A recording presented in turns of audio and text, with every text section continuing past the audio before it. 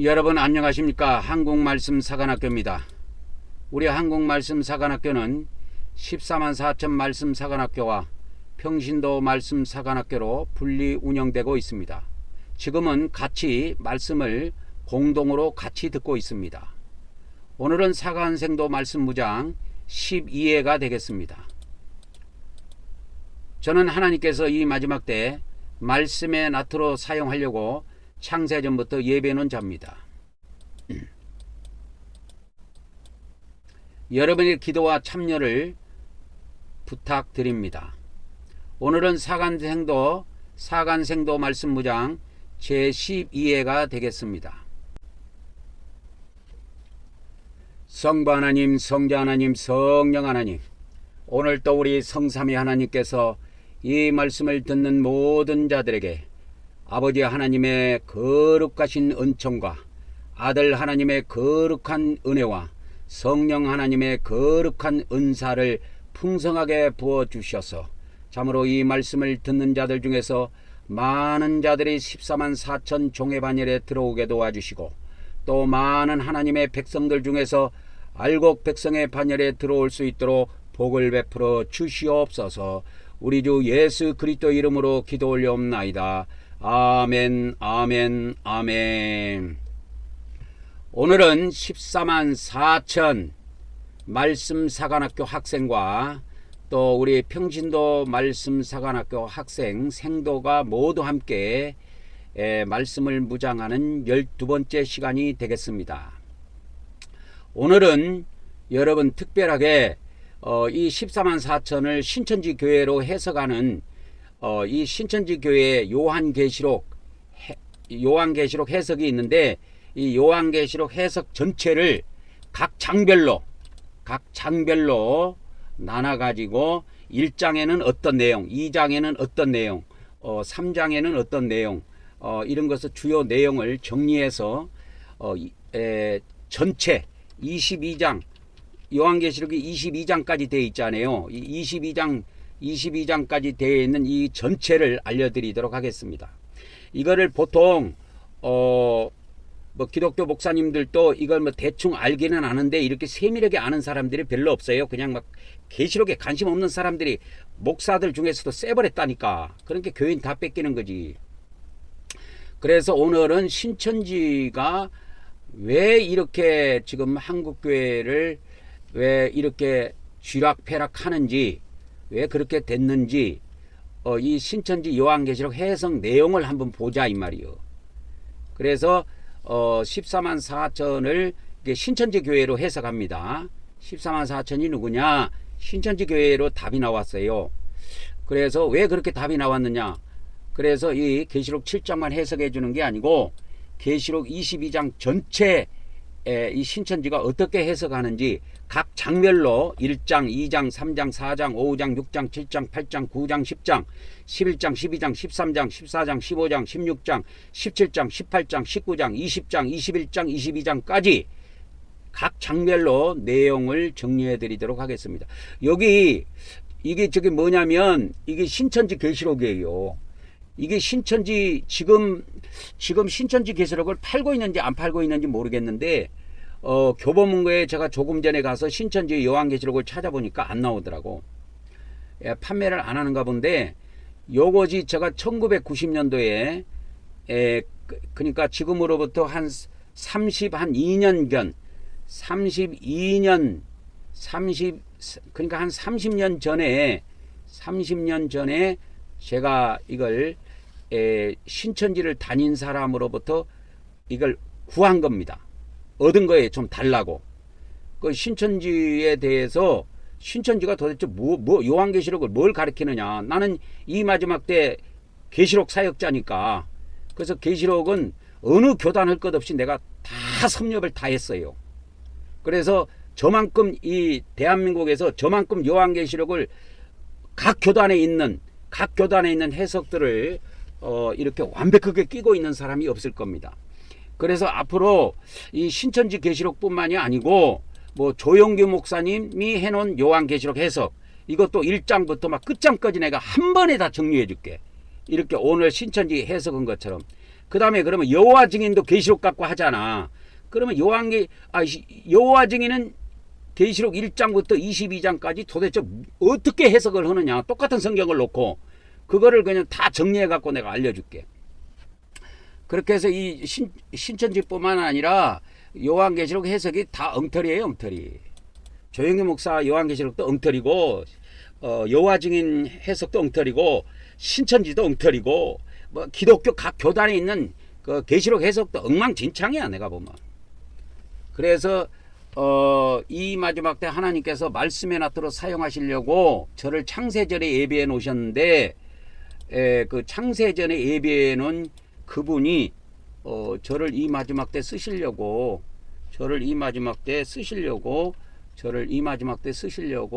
딱 준비를 해놨다 이 말이요. 그래서 하나님께서 1990년 6월에 내가 이 마지막 때 말씀의 낫으로 사용하려고 창세전부터 이 창세전부터 예배해 놓은 자니라 이렇게 말씀을 하셨어요.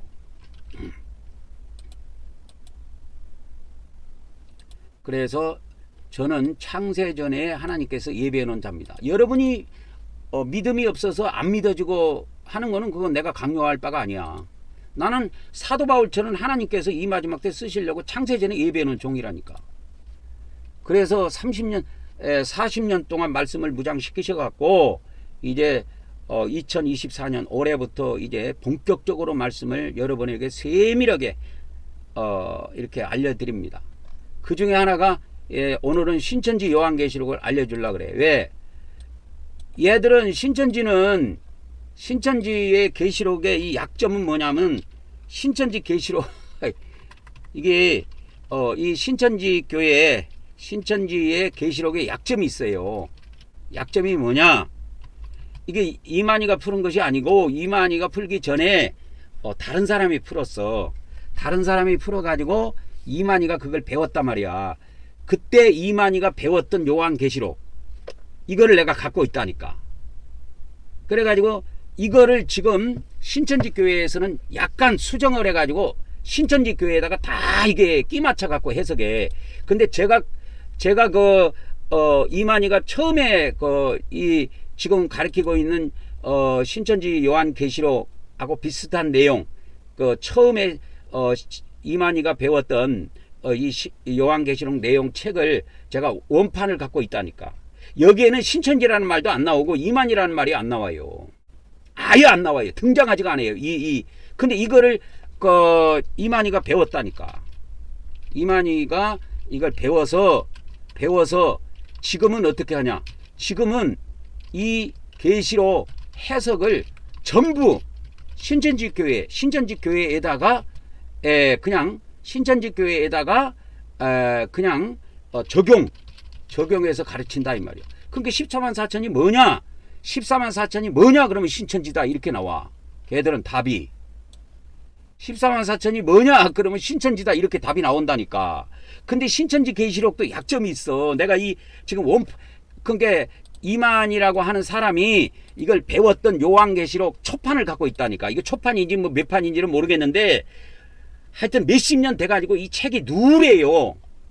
이게 누렇다니까. 여기 책이 지금 이게 카메라로 찍어서 이게 안 보이는데 이 책 색깔이 누래요. 이 종이 색깔이. 그리고 너무 오래돼갖고 이 냄새를 맡아보면 왜 헌책방에 가면 나는 냄새 있죠. 그 냄새가 나요. 이 책에서. 아주 요상한 냄새가 난다니까. 헌책에서 30년, 40년, 50년, 60년 지나면 책에서 나는 냄새가 있어. 그런 냄새가 나 여기에서. 근데 여기에는 이만이라는 말도 안 나오고 신천지라는 말도 안 나오고 아무것도 안 나와요. 그냥 해석만 나와 있어. 근데 이 해석을 이만희가 배워가지고 이제 쭉 가르치다가 신천지교회가 이제 신천지교회, 지금은 신천지교회라고 하지만은 옛날에는 신천지교회라고 안 했어요. 증거 장막 성전이라 그랬어요. 옛날에는. 지금은 신천지교회로 이렇게 이름이 다 바뀌었죠. 그런데 옛날에는 안 그랬어요. 증거 장막 성전이라 그랬어요. 그렇게 하다가 지금은 이제 교단을 설립을 하고 교회 이름으로 다 바꿔버렸습니다. 그래서 이 이만희가 처음 배웠던 이 요한계시록 책을 제가 갖고 있는데 여기에는 이만이라는 말도 안 나오고 신천지라는 말, 신천지 교회라는 말도 안 나오고 아무것도 안 나와. 그래서 이 책을 내가 정확하게는 1993년도에 입수를 했습니다. 이 책을 입수를 했어요. 왜 이걸 입수를 했냐면 우리 외가 쪽에 우리 외가에 그 조카가 있어요. 남자 조카인데 나하고 나이는 같아. 나하고 나이는 같은데 얘가 증거장막 성전에 다닌다고 그러더라고. 그때는 신천지라는 말이 없었다니까. 증거장막 성전에 다닌다 하더라고. 그래가지고 하여튼 뭐 증거장막 성전 이상한 데 빠져가지고 뭐 좌우지간 집안에서 무슨 외가에서 이런 말이 들리더라고. 그래서 외가에 그 누나가 있는데 나한테 전화가 와서 얘한테 가가지고 여기 좀 꺼내달라고 그러더라고. 이단에서 좀 꺼내달라고 그러더라고. 그래서 이제 내가 그때 수원에 살았으니까 부산까지 내려갔어요. 부산까지 내려가서 이제 이 외가의 남자 조카를 만나갖고 야, 이 증거장막 성전에서 뭐 요한계시록 가르친 다음에 그 책이 있냐? 그러니까 있대. 그래서 이걸 보여주더라고. 그러고 그거 뭐 이것 말고 또 뭐 있느냐? 그러니까 또 뭐가 있냐면 비우풀이라고 무슨 프린트물이 있대.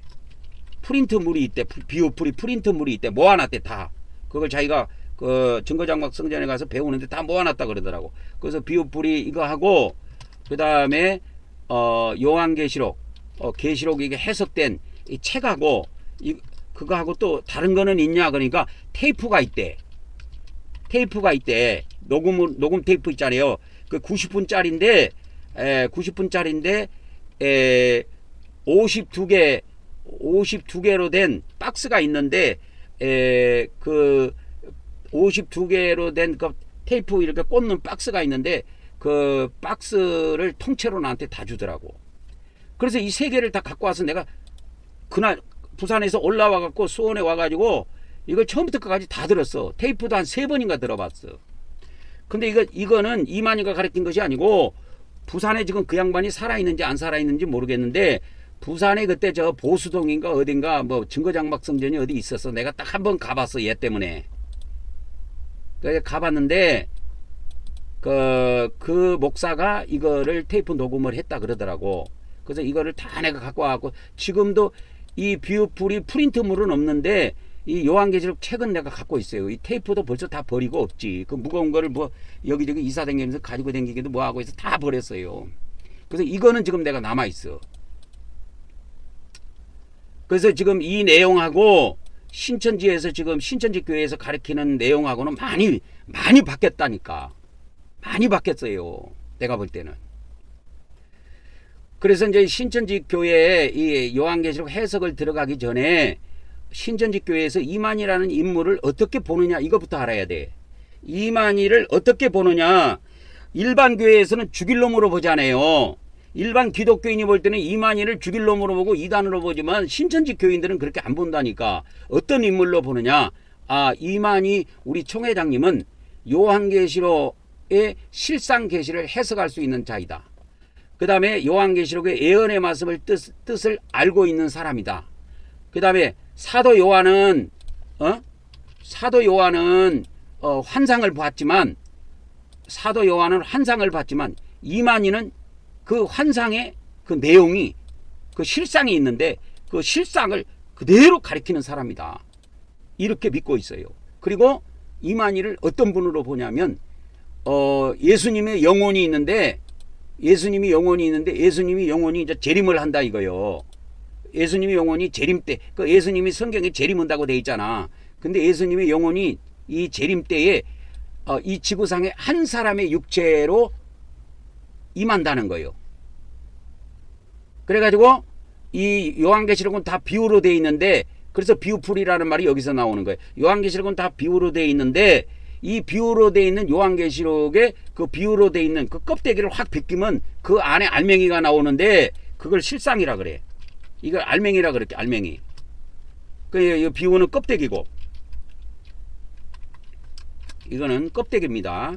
그러니까 껍데기가 있고 알맹이가 있는데 이 껍데기로 된 그러니까 비유로 된 요한계시록을 닭 껍데기를 벗겨 갖고 알맹이를, 그러니까 실상을 가르쳐 주는데, 예수님이 그렇게 가르쳐 주는데 어떤 한 사람의 육체에 임해서 예수님이 그 육체를 대언자로 쓴다. 그래서 그 대언자가 누구냐? 다른 보혜사인데 그가 누구냐? 이만희다, 이렇게 나와. 그러니까 신천지에서는 이만희를 대단한 인물로 보는 거지. 예수님의 영혼이 임해 있으니까 대단한 인물로 본단 말이야.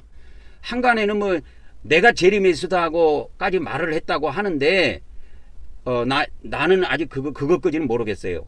그것까지는 모르겠는데 신천지 지금 가르치고 있는 신천지 소개를 내가 들어가 볼 수가 없으니까 내가 들어갈 필요도 없고, 그래서 모르겠는데 지금은 제가 가지고 있는 30몇 년 전에 제가 이거 입수한, 내 조카로부터 입수한 이 책의 내용하고 지금 신천지에서 가르치고 있는 내용의 요한계시록 내용은 많이 달라. 해석의 맥은 비슷해. 비유풀이를 하는 거는 비슷한데 이것이 이만희한테 초점이 맞춰져 있어. 근데 제가 가지고 있는 책에는 해석만 나오지 이 해석을 하는 자가 이만희다 이렇게 기록된 것이 단 한 문자도 없어. 한 글자도 없어. 그러면 지금부터 이 신천지 요한계시록의 전체 내용을 한번 알려드리도록 하겠습니다. 조금 전에 제가 아까 이야기했지만은 신천지 요한계시록은 계속 바뀝니다. 지금 해석이 계속 바뀌어요. 그래서 지금 제가 그 1993년에 가지고 있는 그 요한계시록의 그 실상이라고 돼 있던가 껍데기가 없어져 버렸어. 껍데기를 내가 너무 오래돼 갖고 껍데기는 다 벗겨지고 뒤에 출판 연도도 있을 텐데 걔가 책을 줄 때 이 껍데기도 벗겨 갖고 줬고 출판 연도도, 그래서 저자가 누군지도 몰라. 이 책이 내가 책을 받을 때 내 외가 조카한테 책을 받을 때 그렇게 껍데기가 없는 책을 받았다니까. 그래서 1993년대 이 계시록 실상이라고 하는 계시록 해석에 되어 있는 이 책을 갖고 있는데 이거하고는 지금 많이 바뀌었다고. 신천지 교회의 그 계시록 해석이 많이 지금 변화가 왔다 이거요. 그러니까 이 책의 입장에서 보면 변질이 된 거야. 제가 갖고 있는 이 책에는 계시록 실상이다 해갖고 계시록의 실상이 이렇게 이루어진다 해석만 되어 있는데 신천지라는 말도 하나도 안 나오고 이만이라는 말도 하나도 안 나와요. 이 책에는. 그런데 지금 신천지 교회에서는 이 실상을 가리키는 자가 이만이다, 다른 보혜사가 이만이다, 이런 식으로 바로 가리킨다고. 그러니까 이 신천지 요한계시록이 원래 이 이만희가 이걸 처음 배웠을 때 하고는 많이 변질됐다는 걸 알아야 됩니다. 변화가 온 겁니다. 그래서 이 신천지 요한계시록을 해석하려면 비유풀이를 할 줄 알아야 돼. 그래서 비유풀이 그 프린트 물건이 있었는데 그래갖고 불이 뭐냐? 그러면 뭐 구약이든 신약이든 불이 뭐다? 그럼 불을 답을 내. 그러고 요한계시록을 해석할 때 불이 나온다. 그러면 불을 그걸 짜맞춰 갖고 거기다 갖다 끼 맞춰버려. 그 다음에 나무가 나온다, 돌이 나온다, 반석이 나온다. 그럼 그게 뭔 말이냐? 그래갖고 구약 신약에서 성경 기절 그 적당한 거 빼가지고 요한계시록 해석할 때 나무가 나온다, 굴이 나온다, 바위가 나온다, 갖다가 끼워 넣어버려. 그래갖고 해석해. 그래서 이 신천지의 요한계시록 해석은 상징적인 해석이라는 걸 알아야 돼요. 문자적인 해석이냐 아니면 상징적 해석이냐 했을 때 상징적인 해석입니다. 이 사람들은 문자적으로 절대 안 봐요. 그래서 요한계시록의 모든 내용은 비유로 돼 있다, 상징으로 돼 있다, 이렇게 보는 거야. 그래서 비유로 돼 있다, 그래서 상징적으로 돼 있고 비유로 돼 있기 때문에 그 비유를 풀어야 된다. 그래서 비유풀이라는 말이 나온 거야. 이 비유풀이라는 말은 그 신천지에서 만들어낸 용어야. 이해하셨습니까? 넘어갑니다. 그러면 신천지 요한계시록의 주요 특징이 뭐냐? 해석의 주요 특징 몇 가지만 이제 딱 잡고 넘어가도록 하겠습니다. 그래서 요한계시록에 중요한 단어 5가지가 있는데 7교회가 나와. 그러면 신천지에서는 7교회를 뭐라고 해석하느냐? 이 요한계시록에 나오는 소아시아에 있는 7교회를 현대교회로 봐. 현대의 다양한 종교 단체나 국가로도 보는 경우도 있어. 그래서 뭐 다양한 종교 단체다, 뭐 이렇게 보는 거야. 그 다음에 신천지 그러니까 계시록 7장에 보면 14만 4천이 나오잖아. 그러면 신천지 교회에서는 어떻게 해석하냐? 14만 4천을 신천지 교인이다 이렇게 해석해. 구체적으로 그러면 무슨 말이냐? 신천지 교인은 하나님의 말씀을 온전히 깨달은 자들이다 해갖고 깨달은 자, 그 다음에 깨달은 자, 하나님의 말씀을 온전히 깨달은 자들, 그 다음에 하나님의 말씀을 온전히 깨달은 자들, 하나님의 말씀의 지식을 가진 자들, 이런 의미야. 이게 초대교회의 영주주의하고 비슷해요. 초대교회의 여러분, 초대교회의 2단으로 찍힌 초대교회 2단 파가 있는데 2단 파 중에 하나가 영주주의가 있어. 이 영주주의라는 것은 영적인 지식을 가지고 있어야 영적인 지식을 알아야 구원 받는다고 하는 그냥 무슨 교파래, 교파. 그래갖고 이게 나중에 이게 굴 속에 들어가 갖고 이 사람들이 남겨놓은 문헌들이 있는데, 문헌들이 뭡니까? 이집트 나그 함마디라고 하는 지역이 있어요. 나그 함마디 지역에서 이 문헌이 통째로 다 발견이 됐어. 인터넷 검색해봐. 그래서 그것을 사람들이 붙이기를 뭐라고 그러냐? 나그 함마디 문서라 그래. 나그 함마디 문서. 그래서 이 신천지의 해석은 카톨릭의 성격을 띱니다. 그러니까 카톨릭이 상징적으로 해석한다 그랬잖아. 요한계시록이 상징적으로 되기 때문에 거기도 상징적으로 해석하고 의미를 갖다가 자기들이 부여한단 말이야. 문자적으로 안 보고.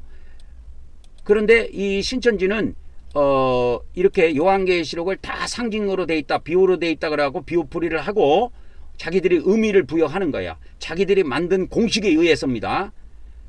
그리고 14만 4천이 누구냐? 하나님의 말씀을 온전히 깨달은 자들이다. 신천지 교인이다. 그러니까 이 14만 4천을 문자적인 해석이 아니고 뭐로 보는 거예요? 상징적으로 보는 거지요. 상징적으로 보는 겁니다.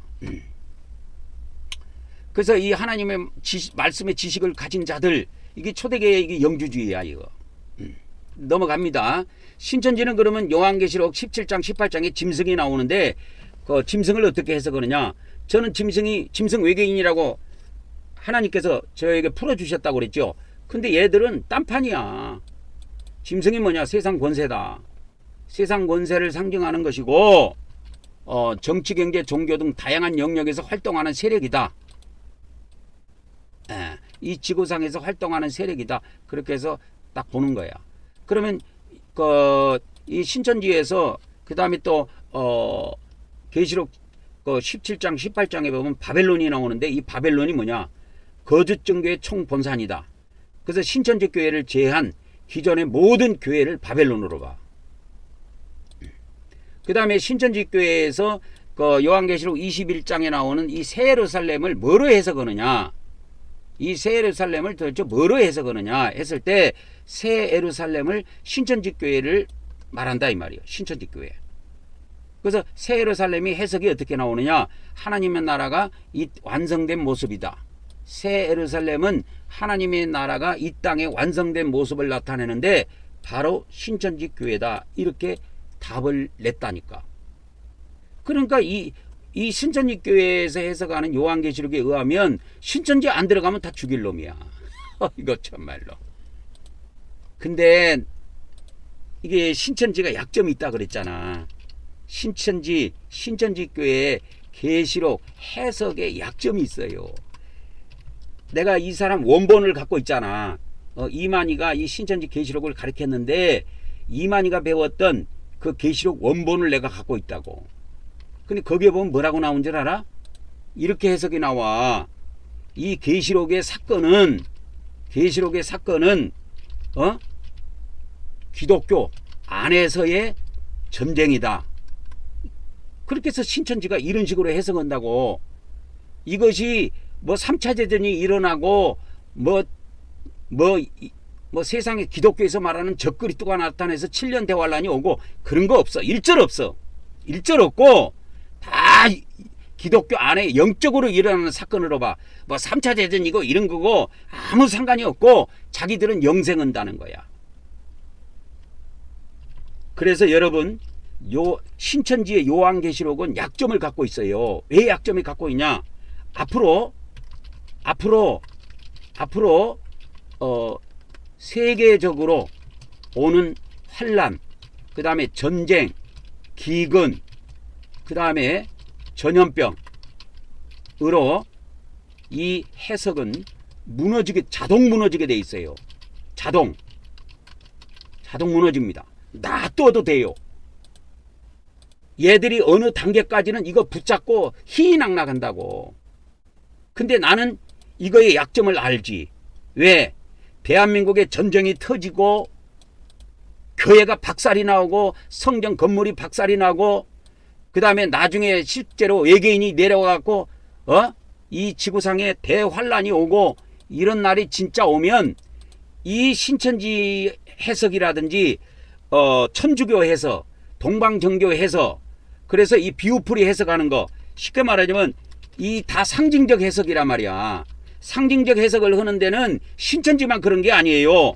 천주교, 그 다음에 동방정교, 그 다음에 신천지, 그 다음에 신천지만 있는 게 아니고 또 개신교 안에 많은 교단에서 상징적으로 해석해요. 해석 내용이 다를 뿐이지 이 상징적인 해석이라는 건 실질적인 사건이 벌어졌을 때 맥을 못 추게 돼 있습니다. 그래서 천주교도 짐승 밥 되고 짐승 외계인의 밥 되고 동방정교도 짐승 외계인의 밥 되고 신천지도 자동 신천지 교회도 자동 짐승 외계인의 밥 됩니다.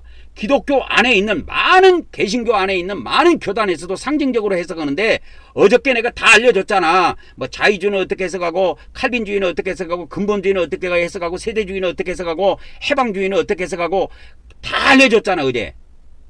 이거 상징적으로 해석한 사람들은요 앞으로 실제로 이 계시록에서 예언되어 있는 사건이 실제로 일어나면 맥못 추게 돼 있습니다. 그래서 신천지 교회에서 이걸 계시록을 해석할 때 계시록의 사건은 기독교 안에서의 전쟁들이다, 싸움이다 이 말이요. 그래서 자기들은 싸움에서 이기기 위해서 계속 기독교의 전쟁을 걸어갖고 교인들을 뺏어 오는 거야.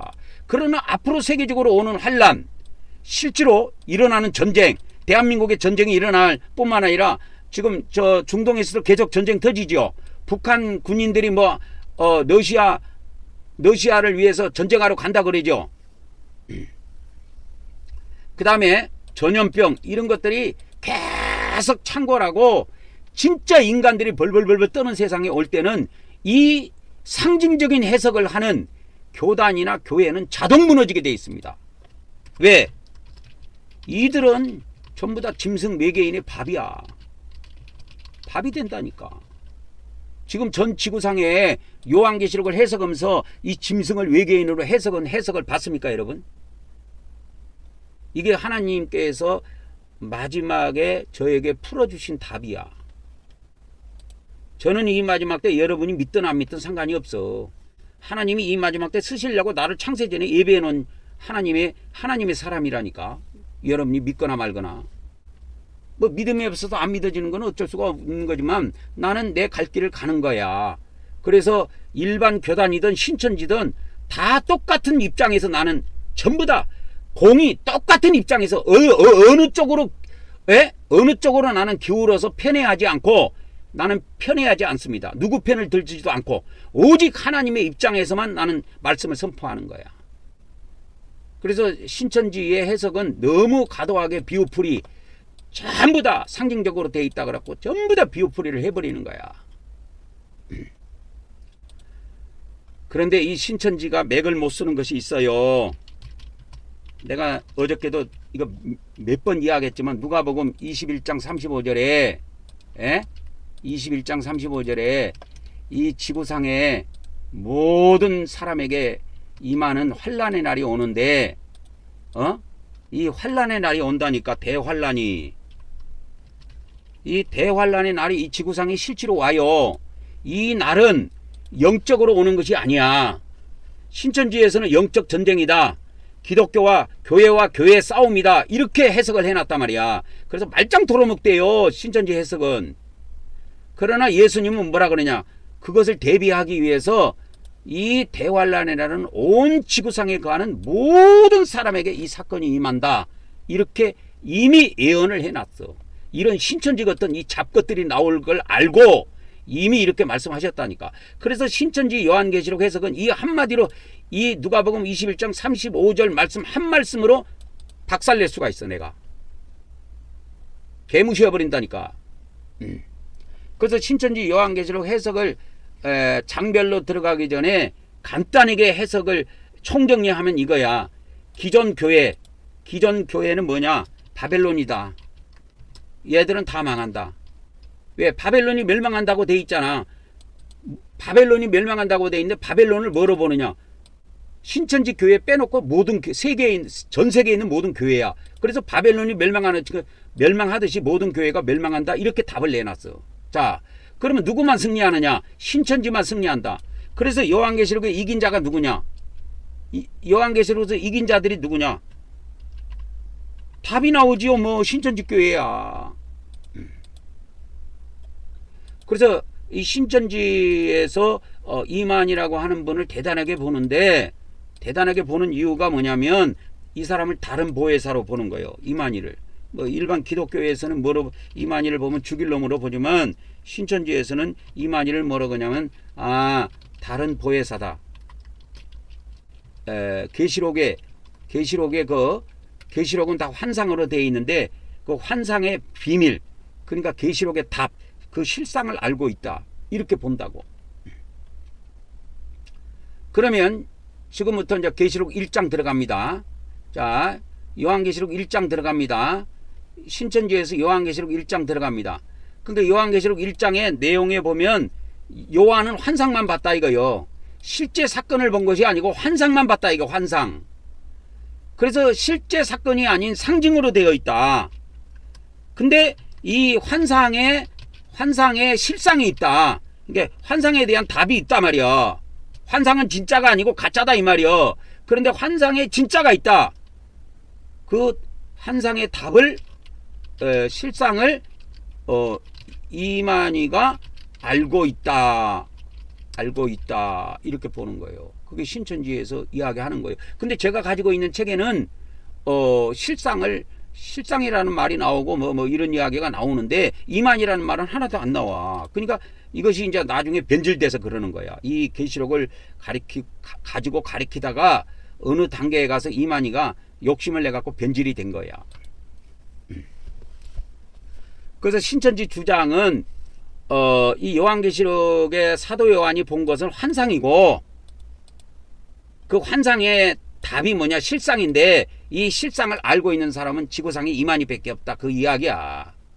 그래서 요한계시록은 다 환상으로 되어 있다.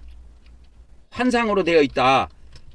환상으로 되어 있고 비유로 되어 있다. 그래서 이것을 풀이를 해야 된다. 이게 쉽게 말하면 해석을 해야 된다 이게요.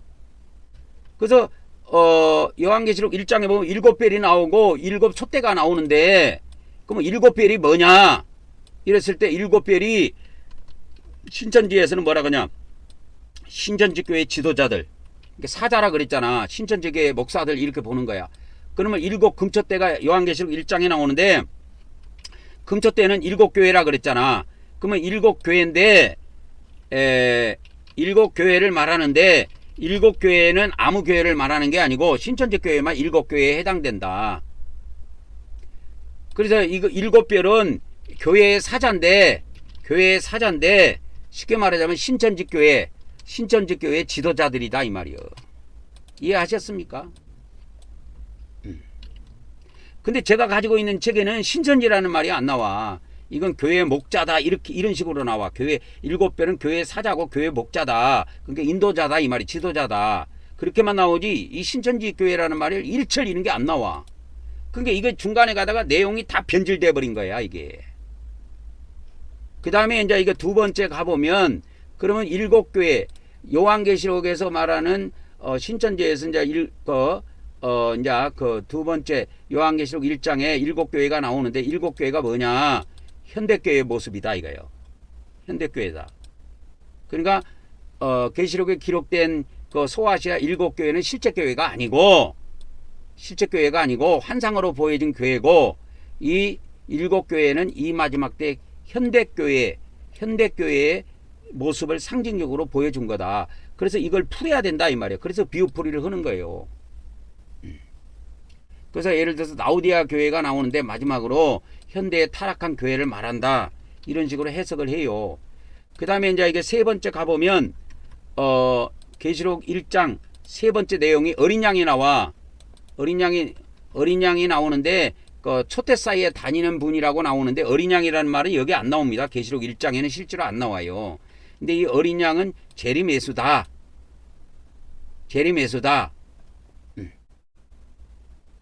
그러면 이 제리메수는 누구냐?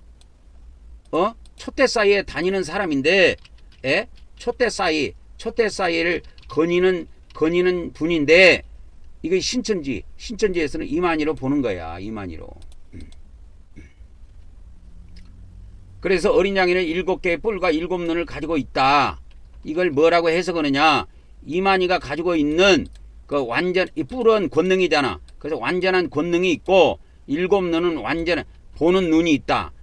요한계시록을 푸는 통찰력이 있다. 그래서 눈은 통찰력으로 통찰력으로 이거 푼 거야. 그 다음에 계시록 1장 성령에 감동하여, 이게 10절에 나오는데, 성령에 감동했다라는 말이 뭐냐? 이만희가 영적인 눈을 떴다 이 말이요.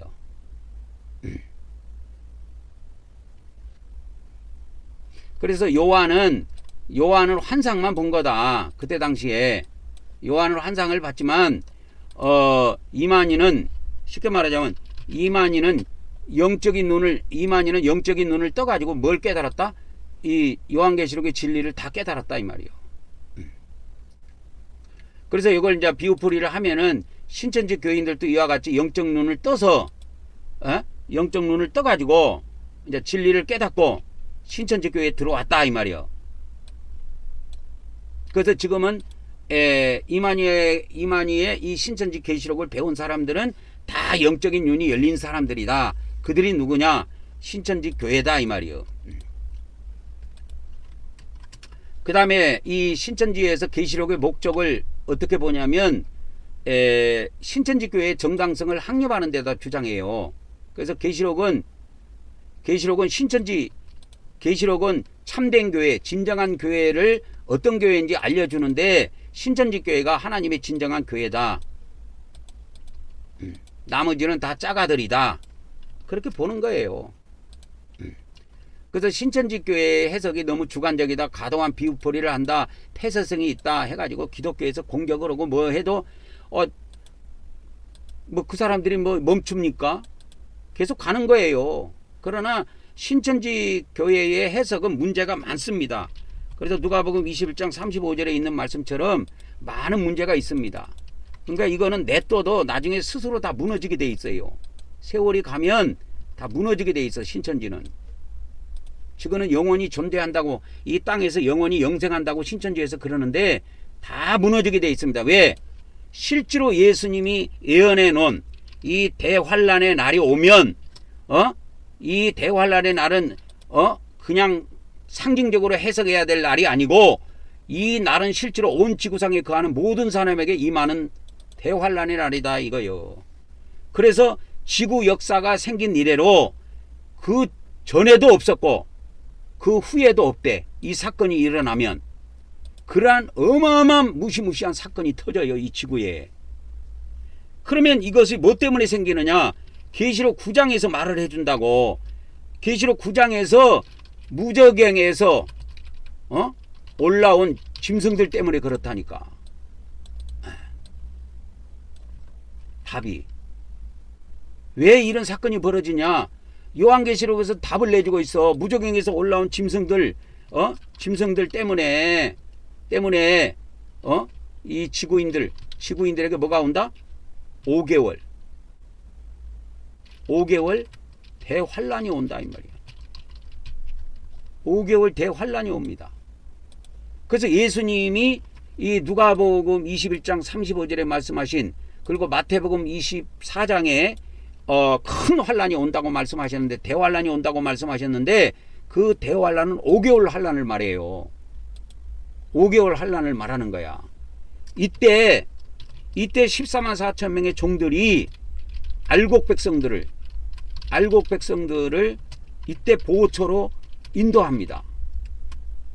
그리고 다 옮기고 나면, 다 사명을 이제 마치면, 사명을 마쳤다는 말은 알곡 백성들을 땅속 깊은 보호처로 다 옮기고 나면 14만 4천 명은 14만 4천 명과 짐승들과의 전쟁이 벌어집니다. 전쟁으로 인해서 이제 순교를 당합니다. 이 14만 4천 명은. 그러니까 신천지 계시록은 저거 가만히 내비둬도 돼요.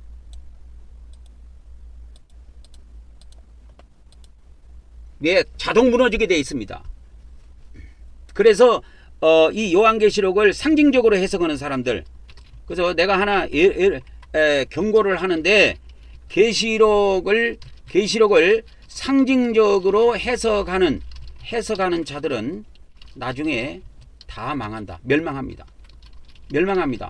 이건 신천지만, 아까 내가 그랬죠. 어느 쪽에도 나는 편을 들지 않는다고. 신천지도 망하고, 천주교도 망하고, 동방정교도 망하고, 그 다음에 개신교 안에서도 상징적으로 해석한 사람들 다 망합니다.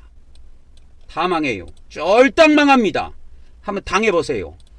목사 잘못 선택하면 이 마지막 때 다 죽어. 이제 이 지구상에는 헤어를 바람이 서서히 불기 시작합니다. 처처에 전쟁이 터지고, 기근이 오고, 전염병이 돌고, 인간들이 정신 못 차리는 때가 와요. 지진도 여기저기서 터지고.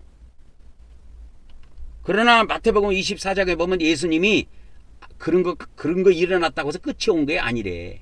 끝이 아니래. 시작에 불과하다는 거예요. 그런 거는. 그래서 신천지 계시록 해석 2장을 넘어갑니다. 2장 3장에는 7교회가 나옵니다. 이걸 뭐라고 해석하냐? 7교회는 현대교회의 모습이다. 현대교회가 다 타락해버렸다. 그래서 계시록 2장에 4교회가 나오죠. 에서버두. 그죠?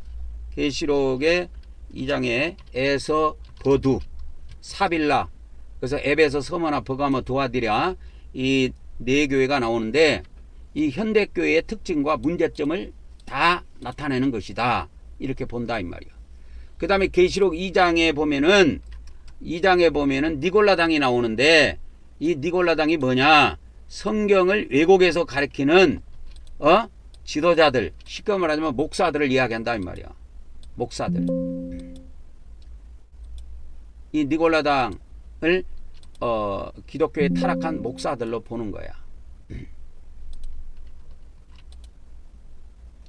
그래서 이 계시록 2장 3장에 있는 모든 교회를 현대교회와 다 연결합니다. 그래서 니골라당이 뭐냐? 그러니까 니골라당은 현대교회 목사들이다. 목자들이다. 그리고 그들의 교리들이다. 그걸 비유로 해놓은 것이다. 이거요. 그래서 신천지 교회에서는 그러면 이기는 자가 계시록 2장 3장에 쭉 나오는데, 이기는 자가 누구냐? 신천지 교회만 이긴 자들의 반열에 들어간 것이다. 그리고 일반 교회 목자, 일반 교회 교인들은 전부 다 패배한 자들이다. 근데 하나님께서 이기는 자에게 생명의 만나도 주고, 감추인 만나도 주고, 흰옷도 주고, 그 다음에 생명나무 열매도 먹게 해주신다고 약속하셨는데, 이런 약속을 신천지교회만 받게 된다. 그래서 계시록 2장에서의 계시록 2장에서 신천지교회가 목표로 해서 가르치는 내용은 뭐냐면, 신천지교회의 정당성을 확고하기 위해서 그렇게 가르쳐요. 계시록 2장 3장. 그래서 진정한 하나님의 교회가 어디냐? 신천지교회만 진정한 하나님의 교회고, 그러니까 신천지교회만 이게 진리교회고, 나머지 기독교 모든 교회는 타락한 교회다, 비진리 교회다, 그렇게 그들은 보는 겁니다. 그러니까 여기 들어가 있는 사람들은 그런 사상을 가지고 앉아 있는 거야. 그러니까 거기다 헌금하고 뭐하고 하지. 계시록 3장에 보도록 하겠습니다. 신천지 계시록 3장의 비유풀이를 보도록 하겠습니다. 그래서 이제 에서버두 사빌라입니다. 사빌라 교회, 사대교회, 빌라델비아 교회, 라우디아 교회 해서 이 세 교회가 나오는데, 그럼 신천지는 사대교회를 어떻게 해석하느냐. 사대교회, 그게 사대교회는 죽은 교회인데 형식적인 교회를 이야기하는 거예요. 이게 그러니까 일반 기독교를 이야기한다 이 말이에요. 현대교회. 그래서 형식적인 예배하고 형식적인 의례에만 치중을 하는 이런 교회들, 이걸 다 사대교회로 보는 거야. 자, 그 다음에 두 번째 이제 필라델피아 교회 보도록 하겠습니다. 이게 이제 한글로는 빌라델피아 교회라고 해석이 되어 있는데, 이게 이제 필라델피아, 미국의 필라델피아가 있죠. 거기 빌라델피아에서 나온 단어입니다. 여기서 이제 진리를 지키고 인내하는 교회 이렇게 나오는데, 이 교회가 어디 교회냐? 그래서 이게 진정한 의미의 빌라델피아 교회는 어디냐? 신천지 교회다, 이렇게 보는 거야. 진리를 지키고 인내하는 교회가 있는데, 그래서 이 진정한 빌라델피아 교회는 어디냐? 신천지 교회다, 이렇게 보는 거예요. 그 나머지 교회는 다 타락했다 이 말이요. 자, 라우디아 교회, 라우디아 교회는 이게 부유하고 부족함이 없다고 생각하는 이런 교회들인데, 영적으로는 가난하고 맹인들이죠. 그리고 나체고, 그러니까 물질적으로는 풍부한 교회인데 영적인 것을 잃어버린 교회, 현대교회로 해석을 합니다. 그래서 현대교회가 물질주의에 빠졌다, 형식주의에 빠졌다, 이런 것들을 이제 신천지 교회에서 비판을 가하는 거죠. 그래서 이 신천지 교회가 계시록 3장을 통해서 주장하고 싶은 것은, 신천지 교회 빼놓고는 모든 교회가, 전세계 교회가 다 타락했다. 그러니까 신천지 교회만 진정한 교회다. 이해하셨습니까? 그래서 요한계시록 3장에 보면 이 빌라델피아 교회는 책망을 안 받았는데, 그 빌라델피아 교회 영적인 후예가 누구냐? 그게 신천지 교회다, 이렇게 보는 겁니다. 그래서 구원의 유일한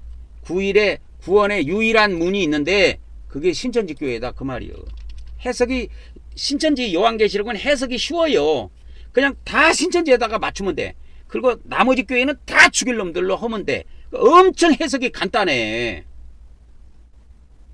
그런데 제가 가지고 있는 이 원래 이만희가 배웠던 이 요한계시록 그 원판 있죠. 거기에는 이렇게 단순하게 안 돼 있습니다. 해석이 엄청 꼼꼼하게 돼 있어요. 그러면 계시록 4장을 보도록 하겠습니다. 계시록 4장에 보면은 이제 하나님 보좌 세계가 나오죠. 그죠? 하나님 보좌 세계가 나오죠. 그래서 이제 이걸 영계 중심으로 보고, 그래서 그들은 이제 영계 중심으로 봅니다. 보좌는 하나님께서 통치하는 곳이다. 그래서 모든 만물을 다스리는 곳이다. 신천지는 이 보좌에 앉으신 분을 하나님으로 보고, 신천지 교회의 교주 이만희를 상징한다고 주장하기도 한다. 뭐 여기까지 했는지 안 했는지는 내가 확실히 본 것이 없기 때문에 여기까지는 내가 확실히 말을 못 하겠는데, 뭐 보좌에 앉아 있는 사람을 이만희라고 한다까지 했는지 안 했는지는 모르겠어요. 근데 이렇게 검색을 하니까 이렇게 나오더라고. 그 다음에 요한계시록에 네 생물이 나오는데, 요한계시록에 보면 네 생물이 나오는데, 이 네 생물이 누구냐? 이 네 생물이 뭐냐? 네 생물이 이게 눈이 엄청 많잖아요. 그래서 네 생물이 신천지 교회의 지도자들이다, 이렇게 해석하는 거예요. 그래서 각 생물은 역할과 기능이 있는데, 신천지 교회의 조직을 하고 운영을 하는 그러한 시스템을 운영하는 그러한 신천지 교회의 지도자로 봅니다. 그러면 네 생물 말고 24장로가 있는데, 24장로는 뭐냐? 신천지 교회의 성도들이다, 이렇게 보는 거예요. 그 다음에 요한계시록 4장에 보면 유리바다가 나오잖아요. 유리바다가 그러면 뭘 상징하느냐? 아, 유리바다는 하나님의 말씀이다. 바다에 물이 있잖아요. 그래서 하나님은 말씀이다. 이렇게. 그래서 신천지 교인들은 이 하나님 말씀을 통해서, 이 하나님의 말씀을 통해서 바다에서 사람들이 몸을 씻고 뭐 세례를 받고 뭐 침례를 받고 그렇게 해서 정결하게 되는 것처럼 신천지 교인들도 이 말씀이라고, 하나님 말씀이라고 하는 영적 바다에서 죄를 정결하게 하고 하나님하고 교통한다. 그렇게 해석을 합니다. 그래서 신천지 교회에서 계시록 4장을 통해서 주장하고 싶은 것이 뭐냐? 이 지구상에 수많은 교회가 있지만 하나님의 영광스러운 모습, 하나님의 그 계시록 4장에 나와 있는 영광스러운 모습을 나타내는 교회가 신천지 교회밖에 없다.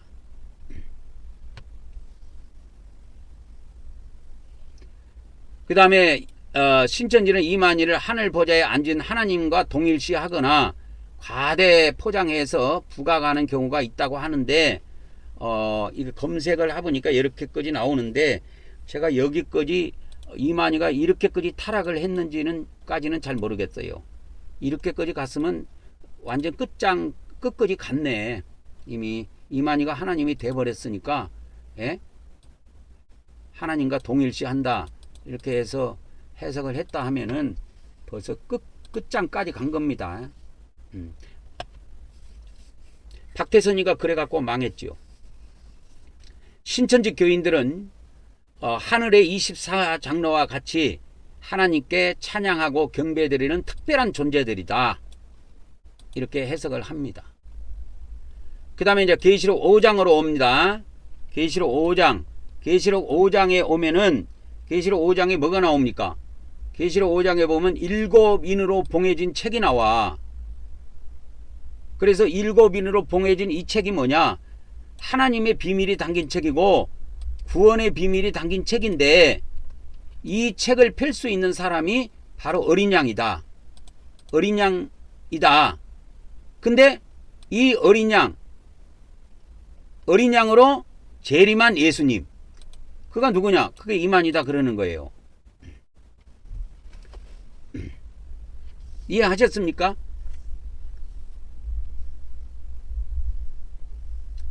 그래서 어린 양이 바로 재림한 예수 그리스도인데, 예수 그리스도가 이 마지막 때에 한 사람을 택해서 그 영혼이 들어간다.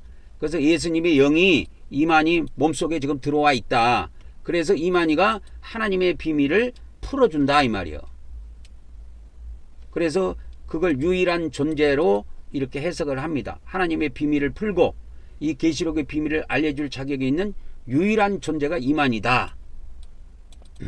그렇게 하는 거예요. 그래서 계시록 5장에 7인으로 봉해진 책이 나오는데, 그러면 7인이 뭐냐 했을 때 하나님의 구원의 계획이 단계적으로 이루어진 과정을 상징적으로 보여준 것이다. 그래서 7인도 상징적으로 해석해요.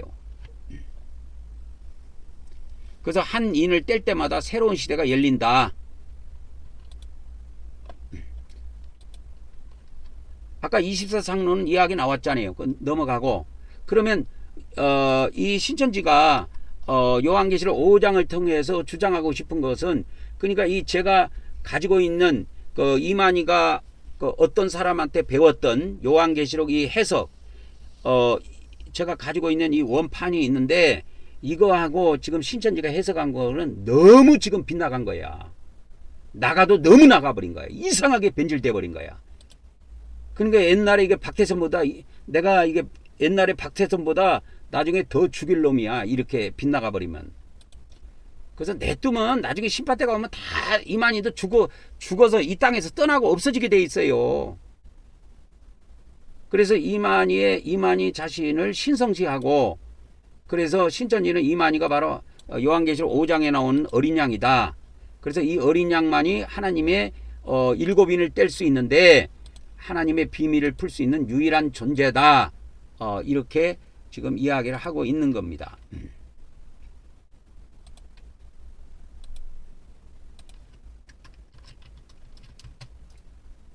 그 다음에 이제 두 번째는 그 신천지 교회, 그러면 이 세상에 진정한 교회가 있는데 이 진정한 교회는 신천지 교회만이 유일한 교회다.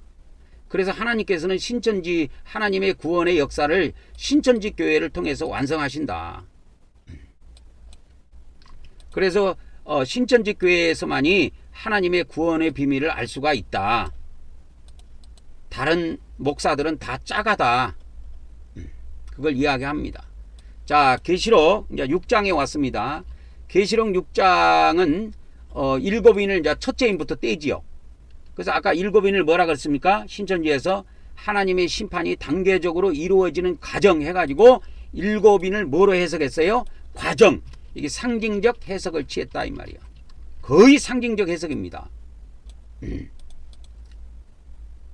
그래서 각 인을 뗄 때마다 인류에게 심각한 재앙이 임하고 곧 하나님의 진노가 나타난다. 이렇게 합니다. 그래서 첫째 인을 뗄 때 정복의 영이 나타나 가지고 큰 환란이 일어난다고 이렇게 해석합니다. 그래서 이 세상에 전쟁과 혼란이 온다. 그러면 이런 전쟁이 육신적으로 보이는 전쟁이냐? 특히 영적인 전쟁을 의미한다. 이렇게 그냥 상징적으로 봐요. 그래서 이 사람들은 뭐 3차 재전이 온다 뭐 이런 것보다도 그냥 기독교 안에서 이 전쟁이다, 이렇게 영적인 전쟁이다, 이런 식으로 해석을 하는 거야. 그 다음에 이제 둘째 인을 떼면 전쟁과 극인이 일어난다고 해석합니다. 둘째 인을 떼면은 첫째 인을 뗄 때 흰말이 나왔죠. 그렇죠? 그 다음에 이제 둘째 인을 뗄 때 이제 붉은 말이 나오는데 그 붉은 말이 뭐냐? 전쟁을 의미한다, 뭐 기근을 의미한다, 이렇게 해석합니다. 그래서 물리적인 전쟁도 실질적인 전쟁도 일어나지만 영적인 전쟁과 말씀의 기근을 의미한다. 이래갖고 전부 다 상징적으로 해석해. 이게 주로 상징적으로 해석을 많이 합니다. 셋째 인을 떼면 요한계시록에 검은 말이 나오잖아요. 검은 말. 그래서 불과 피와 굶주림과 짐승이 땅 3분의 1을 태워버린다고 해석합니다. 그 다음에 이제 넷째 인을 떼면은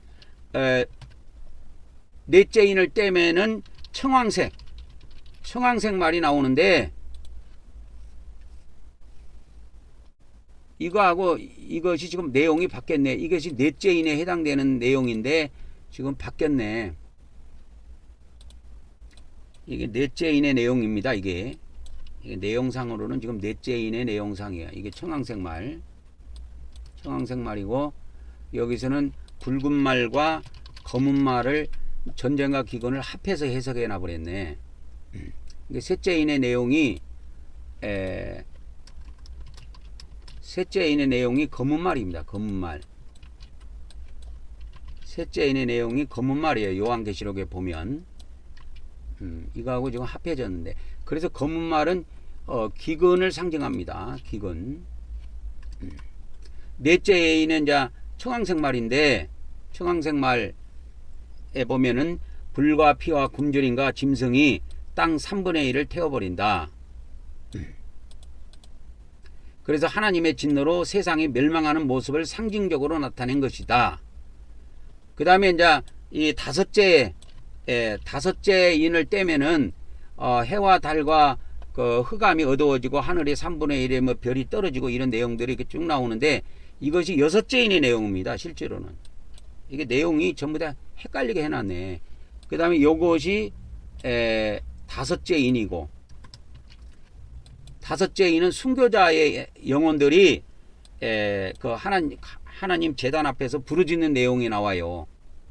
이게 다섯째 인이고, 여섯째 인은 해달별 그 3분의 1이 어두워지는 이 사건이 여섯째 인의 사건입니다.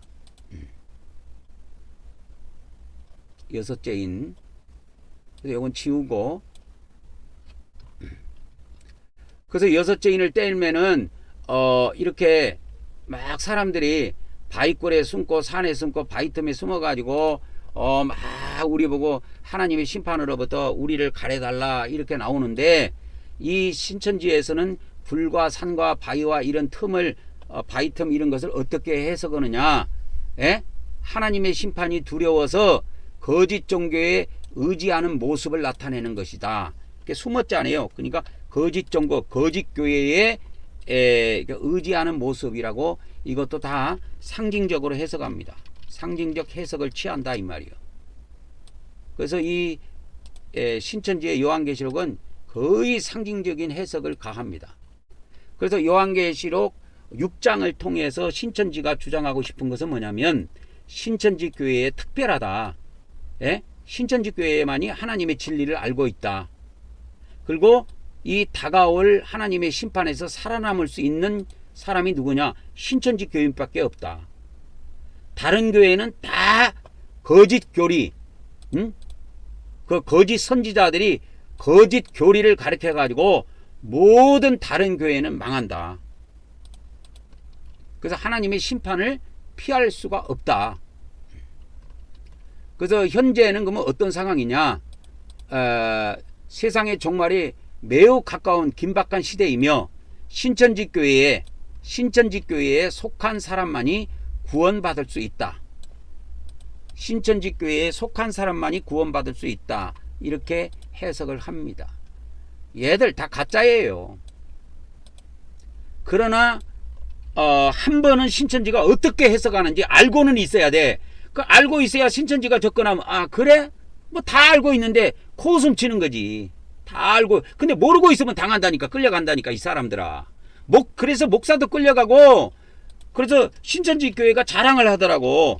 신천지 교회가 자랑을 하는데 우리 무료 신학이라고 하는 기독교 신학이 있는데 이것이 6개월 가정으로 이걸 하는데 이걸 한 기수라 그런데 이걸 한 기수라고 하는데 한 10만 명 정도 한국 사람들 한국이 10만 명 정도가 졸업을 한다는 거예요. 그래갖고 단체로 사진 찍어갖고 막 그걸 전단지에 찍어갖고 막 이걸 포항에다 보니까 여기저기 막 돌려놨더라고. 그래서 어느 날 내가 이게 교회 성전 그 문에다가 신천지에서 이걸 딱 전단지를 갖다가 딱 여기다 문에다가 붙여놓고 갔더라고. 그래서 10만 몇천 명이 졸업을 했다. 그러면 이거 100년 가봐. 아니 100년이 아니고 10년만 가봐봐. 1년에 120만 명씩 나오는데 이 상태로요 10년이 가면 어떻게 나온지 아십니까? 내가 그래서 계산을 해봤어. 1년에 120만 명이야. 여기다 10을 곱해봐. 10년을 곱해봐. 1200만이 나와요. 앞으로 10년이면 대한민국의 모든 기독교는 신천지 교육을 한 번은 다 받는다는 말이 나와. 여러분 아셨습니까? 정신 바짝 차려야 돼요. 그 계시록 7장에 14만 4천 명이 나옵니다. 그래서 계시록 7장에 14만 4천 명이 하나님의 인을 받은 특별한 백성이라고 이들은 해석을 하는데 그래서 12지파가 나오는데 그 12지파가 나오잖아요. 계시록 12장에 12지파가 나오는데 그래서 신천지는 각 지파별로 이렇게 돼 있다고 교회 이름이. 그래서 12지파로 정해진 수만큼 인을 받으며 하나님의 나라를 세울 준비하는 자들이다. 그래서 계시록 7장 후반부에 가보면 흰옷 입은 큰 무리가 나오는데 흰옷 입은 무리가 그러면 뭐냐? 전 세계에서 모여든 회개하고 구원받은 자들이다.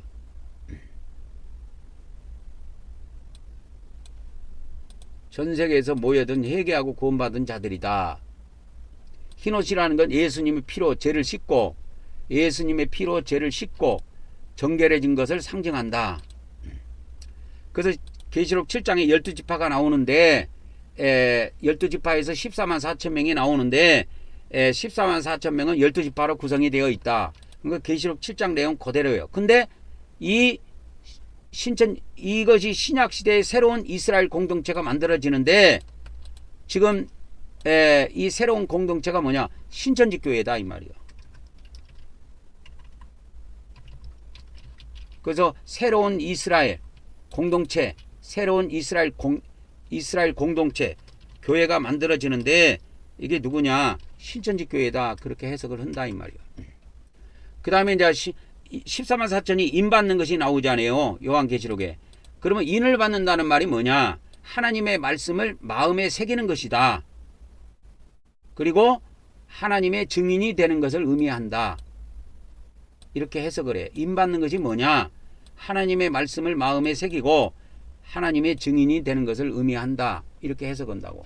그래서 신천지가 계시록 7장을 통해서 주장하고 싶은 내용은 뭐냐면 신천지 교회만이 진정한 하나님의 백성들이다. 그리고 14만 4천 명을 구성한다. 이렇게 주장을 하는 거야. 그래서 구원의 유일한 문, 구원의 유일한 교회가 있다. 그러니까 신천지 교회만이 유일한 구원을 받을 수 있는 교회다. 이들만이 흰옷 입은 무리다 이 말이요. 흰옷 입은 무리다. 신천지 교회만이 진정으로 흰옷 입은 큰 무리다. 그래서 이 신약 시대에 새로운 이스라엘이 등장을 하는데 이 새로운 이스라엘이 누구냐? 이게 신천지다. 이렇게 이야기하는 거예요. 그래서 계시록에 있는 7장에 있는 이스라엘 12지파의 그 이스라엘은 새로운 이스라엘이다. 근데 그 새로운 이스라엘이 이 신천지로부터 시작이 됐다. 그 다음에 이제 계시록 8장을 봅니다. 신천지에서 계시록 8장도 보겠습니다. 계시록 8장에는 이제 7나팔 중에서 4개의 나팔이 울립니다. 그래서 첫째 나팔이 울리면 피 섞인 우박과 불이 땅 3분의 1을 태웠다고 이렇게 태웠다는 내용이 나옵니다. 이건 성경에 나오는 내용이야.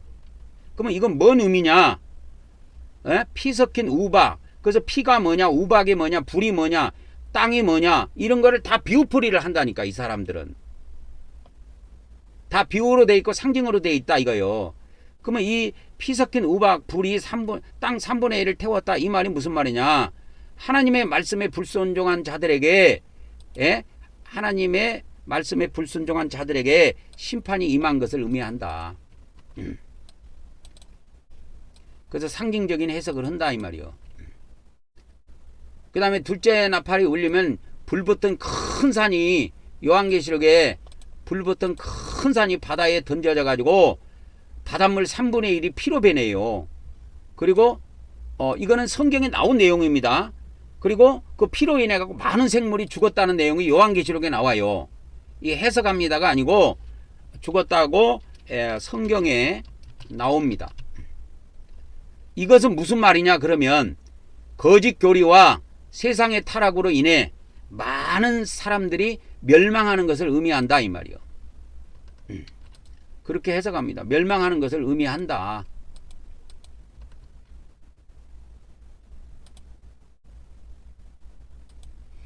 멸망하는 것을 의미한다. 그렇게 보는 겁니다. 이제 셋째 나팔을 울리면 쓴쑥이 많은 물에 던져져 갖고 많은 사람이 죽었다고 이게 성경에 나옵니다. 성경에 이렇게 나옵니다. 이게 순쑥이 많은 물에 던져져서 많은 사람이 죽었다고 이렇게 나와요 성경에. 그러면 이건 무슨 의미로 해석하느냐? 거짓복음과 세상의 타락으로 인해서 영적으로 죽은 것을 의미한다. 그러니까 실질적으로 죽은 것이 말하는 게 아니고 영적인 죽음을 의미한다. 이렇게 해석한다 이 말이요. 그 다음에 넷째 나팔이 울리면은 성경의 해와 달과 빛이 어두워졌다고 이게 성경에 나옵니다. 이게 성경에 나오는 내용이에요. 해달별에 이렇게 3분의 1이 어두워졌다. 빛이 3분의 1이 어두워졌다는 내용이 3분의 1이 어두워졌다는 것이 성경이 실제로 나와요. 그러면 이건 뭐 어떻게 해석하느냐? 신천지에서는 신천지 교회에서는 이것을 뭐라고 해석하냐? 하나님의 진리가 세상에서 사라지고 영적인 암흑 시대가 도래했다. 그러니까 영적으로 이런 일반 교회가 다 영적으로 죽어버렸다. 비진리에 의해서 전부 다 교회가 암흑 세계가 돼버렸다. 그렇게 해석한다 이 말이요. 자, 7나팔을 그러면은 이 사람들은 뭐로 해석하느냐? 요한계시록 7장에 7장에 이제 그 8장에 7나팔이 나오는데 7나팔 중에서 4나팔이 울립니다. 그러면 7나팔이 뭐냐? 하나님의 심판이 단계적으로 이루어지는 과정이다. 그래가지고 상징적으로 해석한다 이 말이에요. 상징적 해석을 취합니다. 이 상징적 해석이 재미가 있어요 원래. 그래서 이거를 많은 목회자나 천주교 정교회가 이게 1700년 동안 이거를 고수해 온다니까. 근데 다 가짜예요. 상징적 해석은. 실제로 사건이 터진다니까. 요한계시록은 영적으로만 이것이 일어나는 것이 아니고 영적인 암흑만 오는 게 아니고 실질적으로 그러면 성령님께서 저에게 가르쳐 주셨을 때 어떤 해석을 주셨느냐. 실제적으로 우리가 눈으로 보는 해, 달, 별들이 실제적으로 어두워진다는 거야.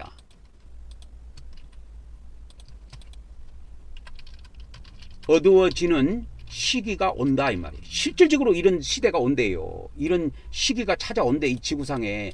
그러니까 해달별이 여러분들 지금 해가 3분의 1만 어두워져 봐. 어둠침침하고 밤에 다른 3분의 1이 어두워져 봐. 밤에 어디 다니도 못해 빛이 없으면. 이런 암흑시대 같은 것이 온다니까. 그러면 이 세상이 음침하니까 사람들이 불안해 공포를 실제로 느끼도록 하나님이 하시는 거야. 근데 이런 거를 신천지는 다 영적으로 해석해버렸다 이 말이요. 그래서 일곱 나팔이 이게 하나님의 심판이 단계적으로 이루어오는 과정이라고 설명하면서 상징적으로 많이 해석해버린 거예요. 그래서 각 나팔이 불릴 때마다 지구에 큰 재앙이 일어나고 이놈과 하나님의 진노를 나타내는데 주로 실질적으로 나타나는 것도 뭐 있겠지만 영적인 이 재앙이 임한다. 그런 식으로 많이 해석을 해요. 그러면 나팔이 일곱 나팔이 순서대로 울리는데 그러면 나팔소리라는 게 뭐냐? 나팔소리라는 것은 하나님의 말씀을 이야기한다. 이거는 이 사람들의 해석이야. 그래서 하나님의 말씀이 세상에 선포될 때 이 불순종하는 자들에게는 심판이 임한다. 그래서 계시록 8장을 통해서 이 신천지가 강조하고자 하는 것은 뭐냐? 신천지만이 진정한 하나님의 말씀을 전하고 있다. 그래서 다가올 심판에서 살아남을 수 있는 교회, 이건 신천지 교회밖에 없다. 그리고 모든 일반 교회는 전부 다 거짓 교리에 빠져 있기 때문에 이런 다 멸망해서 없어진다 이렇게 보는 거야. 그러면 현재 시대는 어떻게 보느냐? 신천지에서 현재 시대는 세상의 종말이 아주 매우 긴박한 시대다 이렇게 해석을 해요. 긴박한 시대는 긴박한 시대지. 그런데 신천지에서는 이걸 다 영적으로도 많이 해석한다니까. 상징적으로. 실제로 사건이 일어나는 것이 아니다. 그 다음에 이제 계시록 9장을 나와봅시다. 신천지에서 요한계시록 9장의 해석을 어떻게 하느냐. 제가 요한계시록 9장 어저께도 말씀했지요. 이 황충이라는 것이 짐승들인데 이 황충들이 제가 어저께도 그랬잖아요. 이 황충들이 짐승 외계인들이다. 이렇게 나는 해석을 이건 나에게 하나님께서 풀어주신 해석이야 이거는. 그런데 이 신천지 해석을 한번 보자고. 이게 전 세계에서 최초로 나온 해석입니다. 황충 짐승들인데 이 짐승들이 뭐냐? 황충들은 짐승들을 말하는데 외계인을 말한다. 이렇게 해석을 하나님께서 나에게 풀어주셨는데 그러면 신천지에서는 이 황충이라고 하는 이 짐승을 어떻게 해석하냐 이 말이요. 짐승을 말하면 거짓 목사, 하나님의 말씀을 애곡하고 사람들을 미혹하는 자들, 그걸 이야기한다. 그래서 상징적인 해석을 취한다 이 말이요. 그래서 이 사람들을 배도하는 자로 몰아버립니다.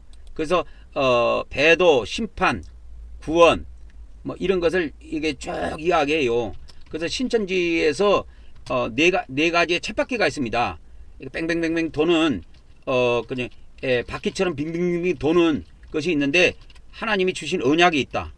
그 다음에 언약을 배도했다. 배도에 의해서 심판이 왔다. 심판 후에 구원이 온다. 이 쳇바퀴로 해석을 해요. 그 사람들은 이 네 가지 언약과 배도와 심판과 구원 이 네 가지 축으로 네 가지 축으로 모든 것을 설명해내요. 그래서 하나님께서 언약을 줬는데 기독교 목사와 기독교인이 다 배도했다. 그래서 심판을 받고자 영적 암흑 상태에 처해 있다. 근데 그런 속에 하나님께서 구원의 역사가 있었는데 그 구원을 받은 자, 구원의 역사가 신천지 교회에만 있다. 이렇게 보는 거야. 자, 이 5달 동안 그래서 하나님께서 저에게 주신 해석은 이거야. 이렇게 말장난을 할 문제가 아니고 실질적으로 인류에게 외계에서 짐승들이 내려온다. 그래서 이들이 엄청나게 발달한 무기들을 가지고 있대요. 그래서 지구의 무기 갖고는 얘들을 당할 수가 없대. 지구의 무기 가지고 이들의 발달한 무기를 지구의 것이 당할 수 없다라는 거예요. 그렇기 때문에 다 망한, 꼼짝 못한대요, 얘들한테. 그래서 그런 건 나중에 자세히 해석해 주기로 하고, 그러면 5달이 뭐냐? 이 짐승 황충이라고 그랬죠. 이 짐승이 5달 동안 사람을 괴롭힌다고 성경에 나옵니다. 이건 성경에 나오는데, 이는 무엇을 말하느냐? 하나님의 심판이 일정 기간 동안만 지속된다. 그러니까 하나님의 심판이 영원히 진행되는 것이 아니고 일정 동안만 지속된다라는 것을 의미한다고 해서 그렇게 해석을 해. 그 다음에 이제 무저갱이라는 말이 나오는데, 계시록 9장에 보면 짐승들이, 황충이 짐승인데 이 짐승들이 무저갱에서 나온다 그랬잖아요. 그러면 무저갱이 뭐냐? 무저갱을 사탄이 지배하는 영적인 감옥이라고 해석을 해. 그러면 이 영적인 감옥에서 누가 나왔느냐? 기독교 목사들, 기독교 목자들이 나왔다. 이거 그 다 거짓 목자들이야. 이들이 나와갖고 사람들을 지금 미혹하고 있고 헌금 받아먹고 있다. 이렇게 보는 거야. 자, 그런데 황충의 모습이 이제 계시록 9장에 보면 나옵니다. 그래서 황충의 모습을 통해서 그 사람들은 거짓 목자의 특징을 설명을 합니다. 그래서 머리에 금관을 쓰고 있다. 그러면 금관이 뭐냐? 그 목사들의 권세를 나타낸다. 가슴에 흉갑을 쓰고 있는데 그건 교만을 나타낸다. 이렇게 해석한다 이 말이요.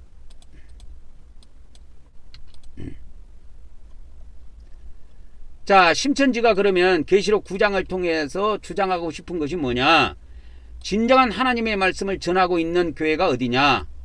신천지 교회밖에 없다. 그러면 일반 모든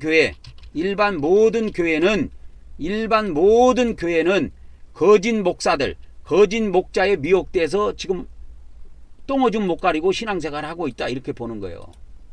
그래서 다른 신천지 교회를 제외한 모든 다른 교회들은 거짓 목자들이 지금 지배하고 있다.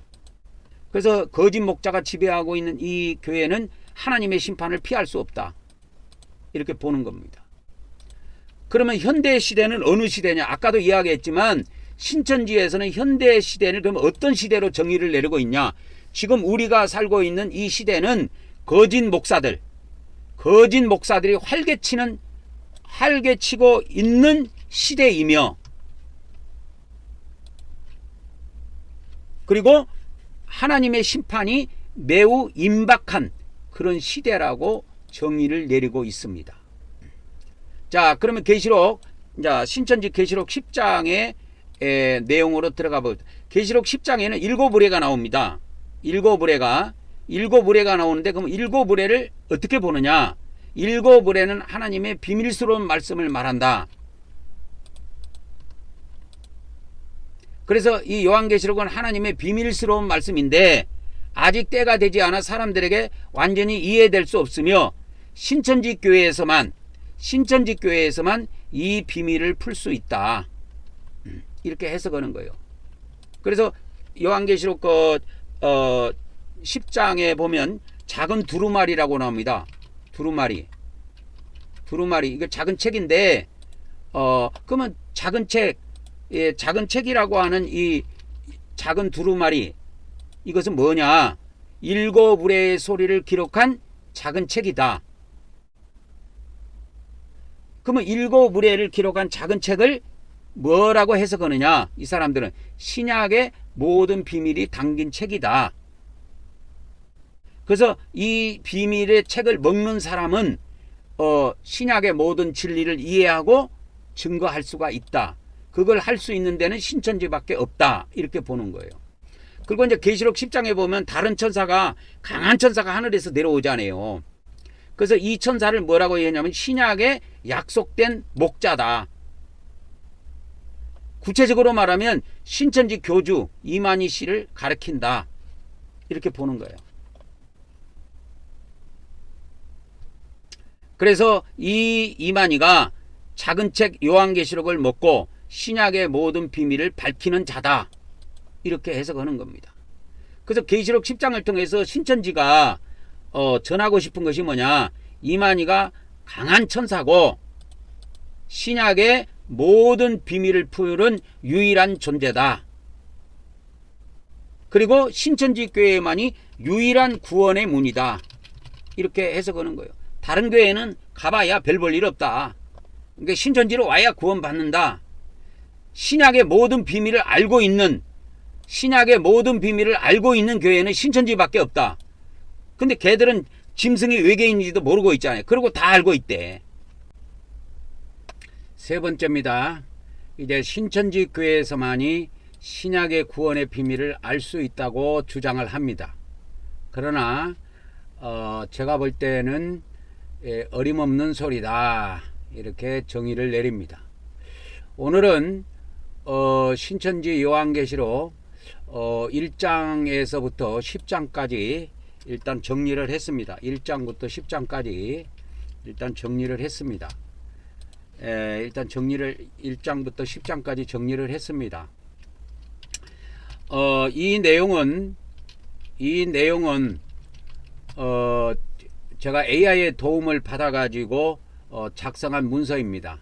그렇기 때문에 100% 뭐 정확하다 뭐 이렇게는 제가 장담할 수 없지만 AI가 뭐 거짓말을 하겠습니까? AI가 거짓말은 하지는 않고 있는 내용을 그대로 나는 답했다고 생각합니다. AI의 도움으로 작성했다.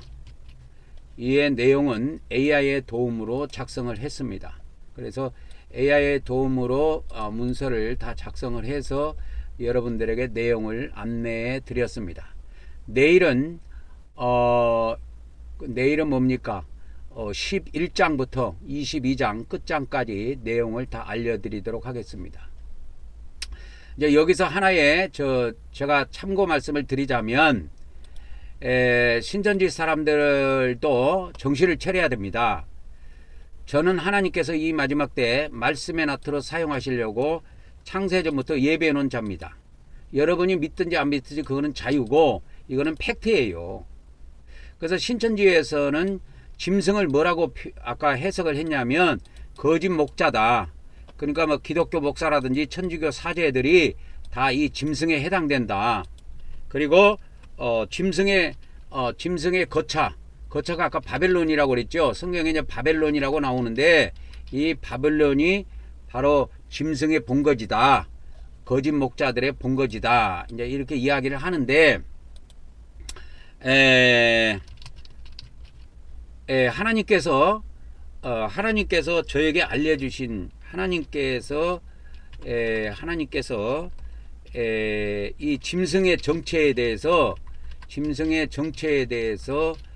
알려주신 비밀은 신천지하고 딴판입니다. 신천지 교회에서는 짐승을 거짓 목사라고 이렇게 해석을 했죠. 근데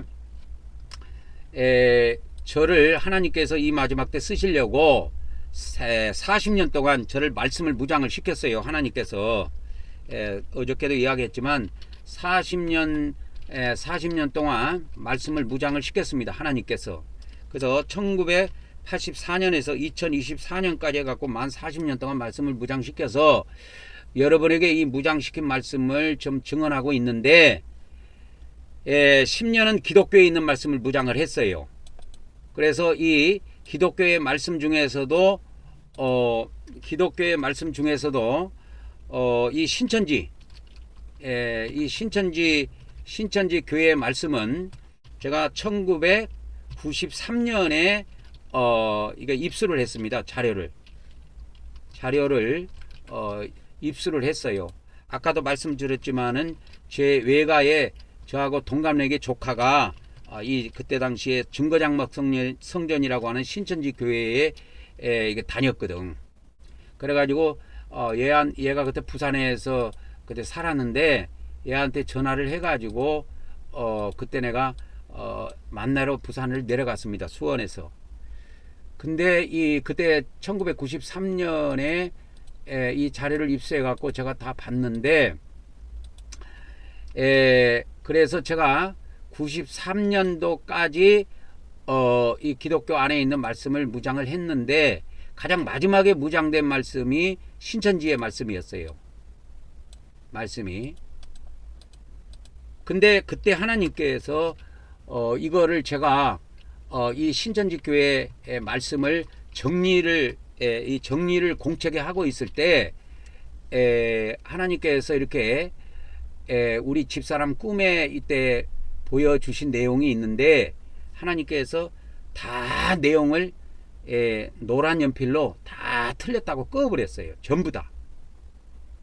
그래서 우리 집사람이 이 공책에 정리된 내용들을 보고 하나씩 하나님께서 노란 색연필로 전부 다 줄을 다 꺼버렸, 다 틀렸다고, 다 이것도 틀리고 이것도 다 틀렸다고 그렇게 알려주셨습니다. 그래서 우리 집사람이 그걸 이야기를 해주더라고. 그렇게 해서 저는 1984년도부터 1993년도까지 해서 10년 동안 이제 말씀을 완전히 무장을 했습니다.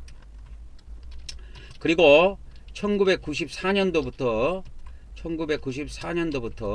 2024년 올해까지 30년 동안 이제 성령님의 거룩하신 가르침, 성령님의 가르침이 있었습니다. 그 가르침을 통해서 저는 이 마지막 때 비밀을 알게 됐는데요. 이 가르침 안에는 어떤 내용이 있느냐면 짐승에 대한 비밀도 알려주셨어요. 그러면 신천지는 짐승을 외계인이라고 해석을 안 하지요. 근데 1994년도부터 2024년도까지 이 30년 동안 성령님께서 조금씩 말씀을 기독교 안에 지금 있는 요한계시록과 성경의 해석에 대해서 틀린 것들에 대해서 전부 다 세밀하게 하나씩 수정을 시켜 주셨는데 그 내용의 마지막이 이 짐승에 관련된 거예요. 요한계시록이 짐승에 관련된 건데 이 짐승은 신천지도 모릅니다. 신천지는 아까 뭐라 그랬어요? 짐승을 거짓 목자다, 거짓 목사다, 거짓 기독교 목사, 천주교 사제들을 짐승으로 다 해석을 했는데 성령님이 저에게 가르쳐 주신 교훈은 짐승은 외계인이다. 짐승은 외계인이다. 그래서 인간의 문제는 인류 역사에서 이때까지 전쟁을 통해서 다 풀었다는 거예요. 인류 역사가 이걸 증명한다는 거예요. 지구인들끼리는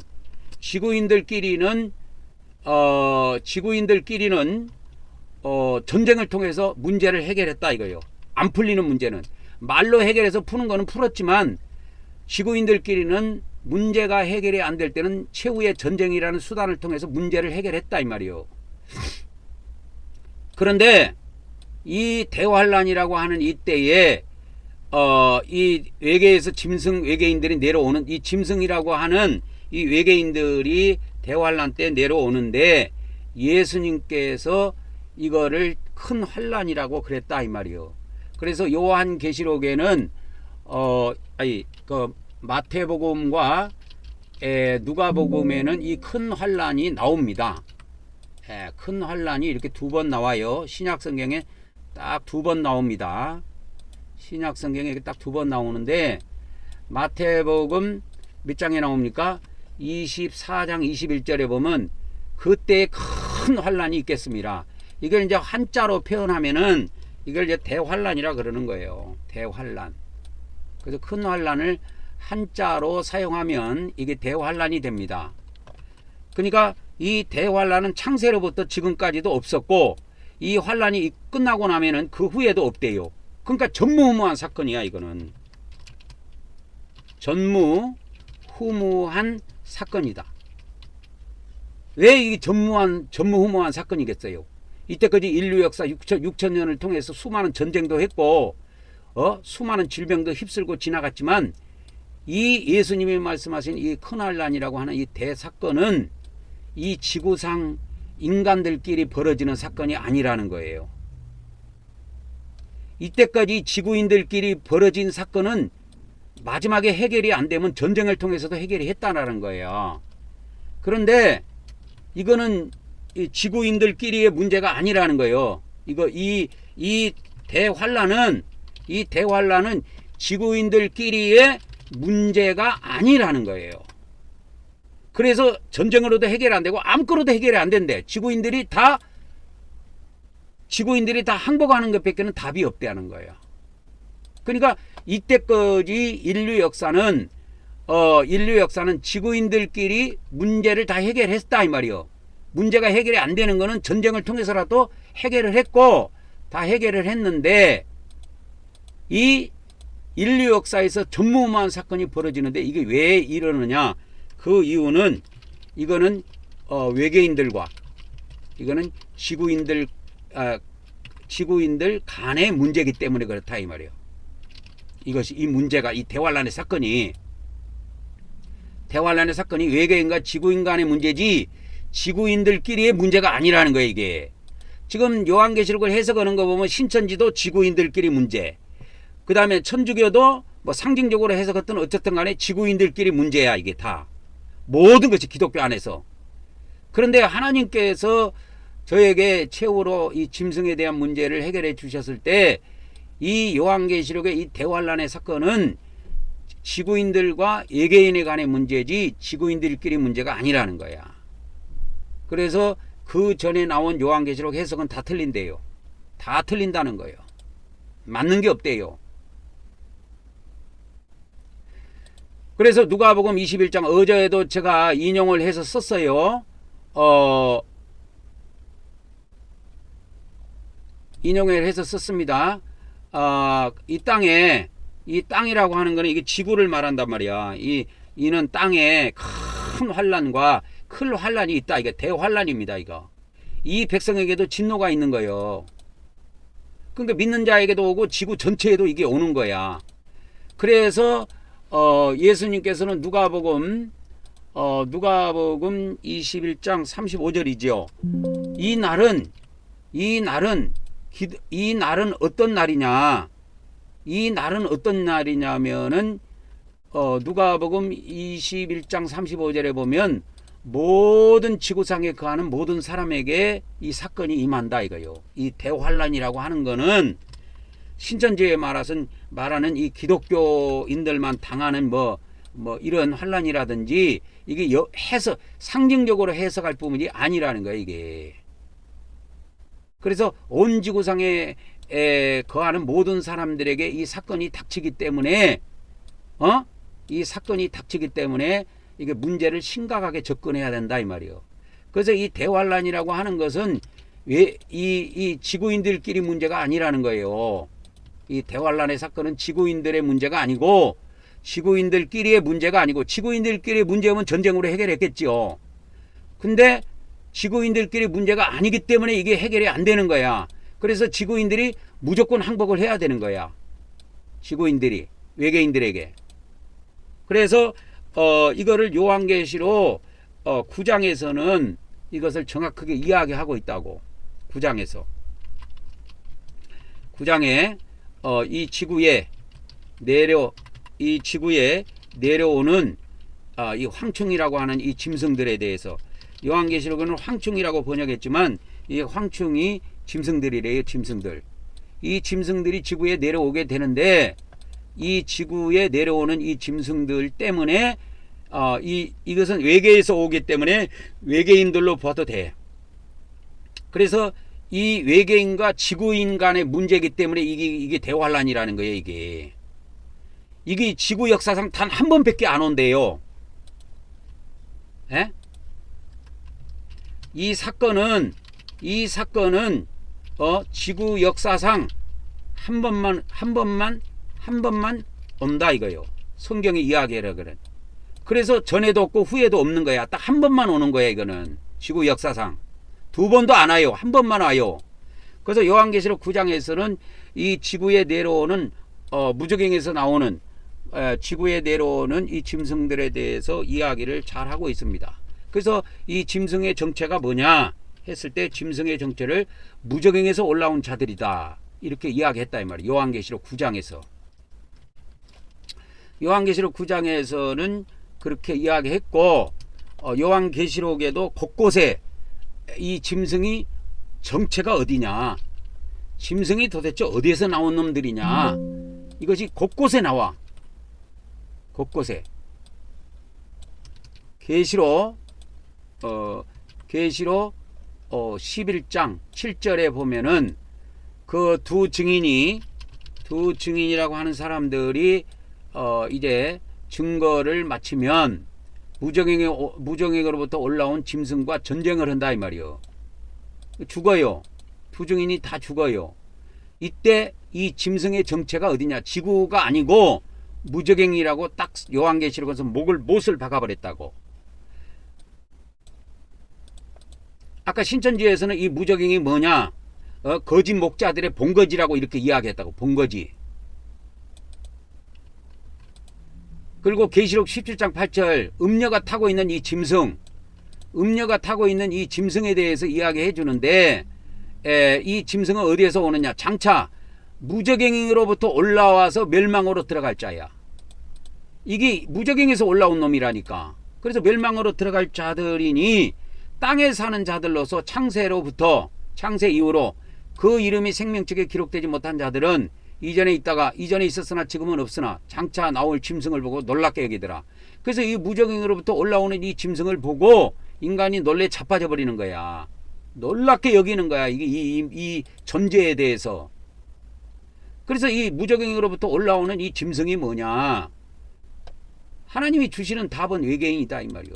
이 지구의 존재가 아니래요. 그래서 대환란이라는 것은 인간에게 이 대환란이라고 하는 것은 이걸 알아야 돼요, 여러분.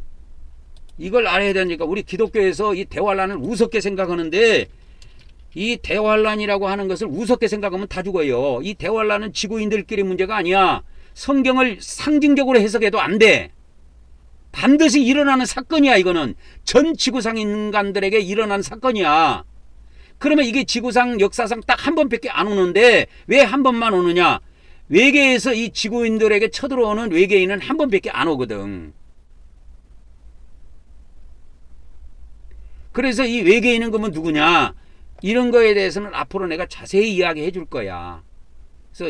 그래서 우리 기독교에서 가히 받아들일지 안 받아들일지, 이게 이 수준까지 받아들일지 안 받아들일지 모르지만 앞으로 지구인들은 희망이 없어요, 여러분. 신천지 요한계시록 가지고 그렇게 해서 이제 신천지 교회가 잘 먹고 잘 살았어. 잘 먹고 잘 살다가 진짜 신천지 말 그대로 진짜 신천지만 들어가면 다 구원 받은 줄 알았는데, 신천지 말대로 신천지 교회에 들어가면 다 구원을 받는 줄 알았는데, 이런 외계인이 지구를 쳐들어왔다고 생각해봐. 그때는 상황이 복잡해지는 겁니다, 이 사람들아. 외계인들이 이제 지구를 침공했어. 외계인들이 지구를 침공했어. 이거 영화 제목이 아니에요. 그때는 신천지 해석이 다 가짜라는 것이 뽀록 나는 거예요. 기독교에 있는 해석도 가짜라는 것이 뽀록 나는 거예요. 신천지 교회가 뭐라고 주장하든 그건 주장이 불가한 거야. 지금은 먹히지만 때는 과거로 돌아가지 않아. 미래로 가지. 그러면 신천지 교회에서 해석하는 것은 전부 다 비유풀이기 때문에 영해를 많이 하고 상징적으로 해석을 많이 하는데, 짐승도 그러니까 성경에 있는 그대로 무저갱에서 나오는 짐승들로 보지 않고 그냥 이 지구상에 있는 목사들이다, 천주교에 있는 저 신부들이다. 이런 식으로 해석을 해버렸단 말이야. 그러니까 해석은 그렇게 할 수도 있어. 왜? 신천지가 맞다고 우기면 어쩔 수 없다고. 그러면 실제로 이런 사건이 나중에 왔을 때는 어떻게 되느냐? 얘들이 신천지가 거짓 선지자로 뽀록이 나버리는 거야.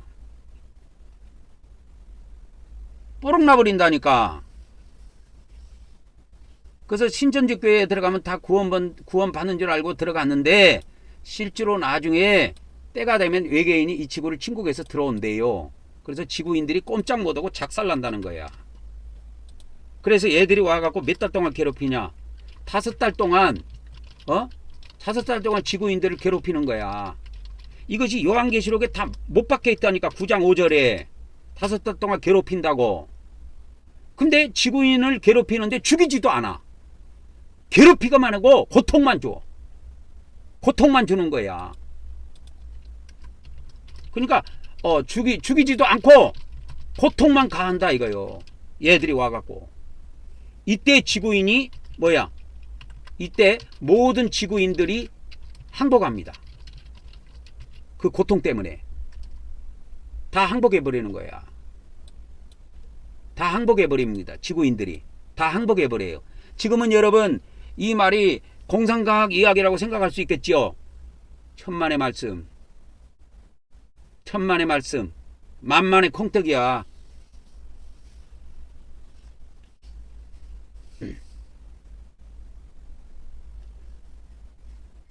그래서 나는 기독교 안에 뭐 신천지가 됐든 신천지 교회를 포함해서 계시록의 해석을 상징적으로 해석하는 것을 절대적으로 반대합니다. 상징적으로 해석하는 걸 절대적으로 반대한다 이게. 상징적으로 해석하면 좋은 게 뭐냐면 해석이 이렇게도 나오고 저렇게도 나오기 때문에 설교거리가 많아져서 좋아. 그런데 요한계시록은 목사들 설교라고 준 책이 아니야. 이 사람들아. 실제로 일어나는 미래에 일어날 사건을 요한을 통해서 보여주고 예언해 놓은 거란 말이야. 예. 설교거리를 준 것이 아니라니까. 예? 설교거리로 주신 것이 아니다 이 말이요. 계시록이라고 하는 것은 이 계시록의 사건은 계시록의 수많은 사건들은 앞으로 일어날 일들이야. 일어날 일들이고 일어날 사건들이라니까. 그래서 상징적으로 해석하는 것은 어느 단계까지는 재미가 있지만 실제로 계시록의 사건이 일어났을 때는 백해무익한 거야. 아무 쓸데기 없는 소리야 저게. 그러면 상징적으로 해석하는 교단이 어디냐? 예? 이 상징적 해석을 하는 이 교단들이 많이 있는데 천주교, 동방정교, 그 다음에 개신교 안에서도 개신교의 그 무천년설을 주장하는 무천년주의자들이 있어. 이들이 전부 다 상징적 해석을 해요. 이게 좋을 거겠지. 그러니까 목사들 설교할 때는 좋다니까. 설교거리가 많아가지고. 그런데 이 사람들은 이 사건이 실질적으로 일어났을 때는 여러분들은 다 죽어. 왜? 음녀가 되거든 이게. 그래가지고 이런 해석자들이 여기에 신천지도 들어간다고. 신천지도 상징적 해석이 들어가요. 왜? 요한계시록을 상징적으로 보고 비유로 보고 비유풀이를 한단 말이야. 그러면 이런 해석자들이 지금은 좋지만 이런 해석자들이 나중에 뭐요? 짐승이 뭐가 된다고 그랬어? 짐승의 여자가 되는 거야. 여자. 그래서 요한계시록 17장에 여자의 그 음녀가 있는데 음녀의 남편이 짐승이라고 나와. 짐승의 여자가 되는 거야. 짐승 밥이야. 여자가 갖고 놀다가 이 여자는 죽여버려요. 여자가 짐승이 죽여버린다니까 이 여자를. 그래서 결국 이 음력교회들은 짐승 외계인들에 의해 죽임을 당합니다. 이게 요한계시록 17장 18장 내용이에요. 요한계시록은 별로 해석할 것이 없어. 내가 볼 때는. 왜? 이것을 상징적으로 보니까 자꾸 해석하려고 그러지 별 해석 안 해도 문자 그대로 거의 다 해석이 돼. 나는 이제는 왜? 하나님께서 짐승은 외계인이다 이렇게 가르쳐져 버렸기 때문에 그냥 다 해석이 되는 거야. 근데 이 신천지는 뭐라고 해석해? 신천지는 천주교는 뭐라고 해석하고? 신천지 교회에서는 이 짐승을 뭐라고 그래? 거짓 목자다. 그러니까 쉽게 말하면 기독교 목사, 천주교 신부들 다 이 짐승들이다 그 말이요. 그러니까 해석은 그렇게 해갖고 교인들을 뺏어가는 재미는 붙일 수가 있어. 그러나 그거는 교회가 편안하고 안전하다 할 때 해석에 맞는 것이지, 이 지구상의 처처에 기근과 그 다음에 지진과 전염병과 전쟁들이 이제 나타나면 이런 해석은 다 숨게 되어 있어. 숨는다 이거요. 굴 속으로 숨어버려요. 나 옛날에 그렇게 해석한 적 없는데? 나 그렇게 해석한 적 없는데? 그럼 숨어버리는 거야. 그리고 전쟁까지 뭐 이런 거는 다 역사 속에 있었어. 그러니까 이런 거 가지고 놀래도 안 된다는 거. 이거는 재난의 시작에 환란의 시작에 불과한 거고, 진짜 환란이라는 건 외계인이 와야 된다는 거예요. 그래서 예수님은 이런 사건들을 재난의 시작에 불과하다고 그랬어. 마태복음에. 그러면 이 대환란이라고 하는 이 대환란은 뭐냐? 대환란은 결국 뭐냐면 짐승 외계인이 와야 뭐요? 와야 대환란이 일어난다 이 말이요. 이건 지구인의 문제가 아니야. 외계인의 문제라니까. 지구의 문제를 외계에서 개입해버린 거야. 우주에서 개입해버린 거야. 그래서 이런 것이 어느 평안하고 안전하다 할 때에는 이 해석이 먹혀 들어가지만, 나중에 실제로 이런 사건들이 계속 터지고 전쟁까지 일어났다가 막 완전 진짜 외계인까지 나타나갖고 이래 됐을 때는 이 해석은 백개무익한 거야. 아무런 도움이 안 돼 이때는. 그렇기 때문에 제가 전하는 이 말씀에 귀를 기울이라 이 말이요. 그래서 제가 이름이 이기방인데 하나님께서 저에 대해서 1990년 6월에 말씀하셨다니까. 내가는 하나님이요, 내가 이 마지막 때 말씀에 놔두어 사용하려고 창세전부터 예배해 놓은 자니라. 사도 바울도 자기의 사도권을 변론하기 위해서 자기가 하나님이 택한 사도다, 그걸 항상 이야기하잖아. 그래서 나도 이걸 이야기할 수밖에 없는 거야. 여러분이 왜? 나도 이거에 내가 전하는 이 해석이 공신력을 갖기 위해서, 하나님이 주신 해석이라는 것을 공신력을 갖기 위해서 간간히 이 말씀을 내가 씁니다. 다 죽어요. 이 상징적 해석이 어느 단계, 지금은 신천지가 이걸로 재미를 보지요. 신천지가 재미를 보지만 나중에 다 짐승의 여자가 돼가지고 이 음력교회들은 자기들도 이 전부 다 지금 신천지도 이 기독교가 지금 기성교회들이 전부 다 짐승의 밥이 됐다고 해갖고 그렇게 해석하지만, 결국엔 신천지도 나중에 외계인의 밥이 돼. 짐승의 밥이 돼갖고 다 죽는다고 이 사람들아. 그래서 이거를 명심하고 들어야 돼. 저는 하나님께서 이 마지막 때 말씀에 놔두어 쓰시려고 창세전부터 예비해 놓은 자야. 이건 내 뜻하고 상관이 없고 우리 부모님 뜻하고도 아무 상관이 없어. 하나님이 일방적으로 창세전이라고 하는 것은 우주 만물을 창조하기 이전에 이미 정하신 거야. 이 지구가 만들어지기도 전에, 우주 만물을 만들기 전에 하나님께서 정하신 거야. 그렇게. 그래서 나를 30년 동안 말씀을 무장시켜서 이제 기독교에 내보낸 겁니다. 그래서 나는 교파를 초월해서 광야에서 헌차 전하는 거예요. 광야에서 외치는 소리예요. 저는 광야에서 혼자서 외칩니다. 지금. 그래서 나는 교단도 없고 아무 소속이 없어요. 천주교도 아니고 기독교도 아니고 정교도 아니에요. 저는 교회를 향해서 또 세상 사람을 향해서 외치는 거예요. 광야에서 혼자. 저는 혼자 이 길을 가지만 외롭지 않습니다. 외롭지 않아요.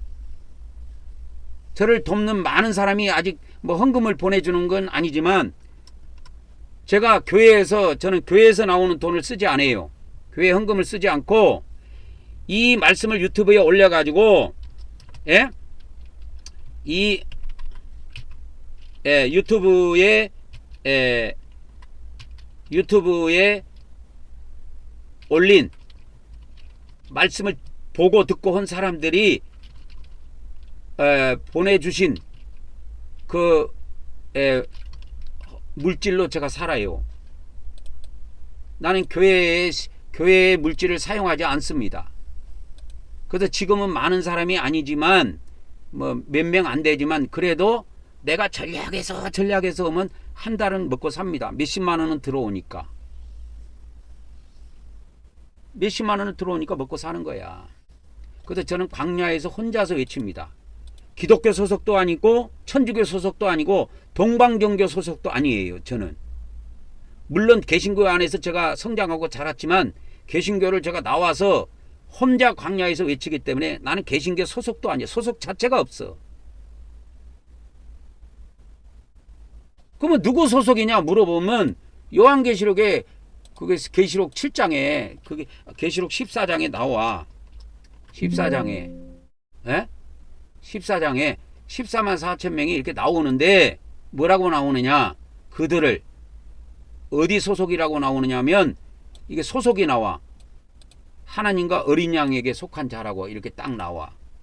나는 소속을 말한다면 이렇게까지밖에 말을 해줄 수가 없어. 여러분들에게. 그래서 하나님과 어린 양에게 속한 자들이다 이거요.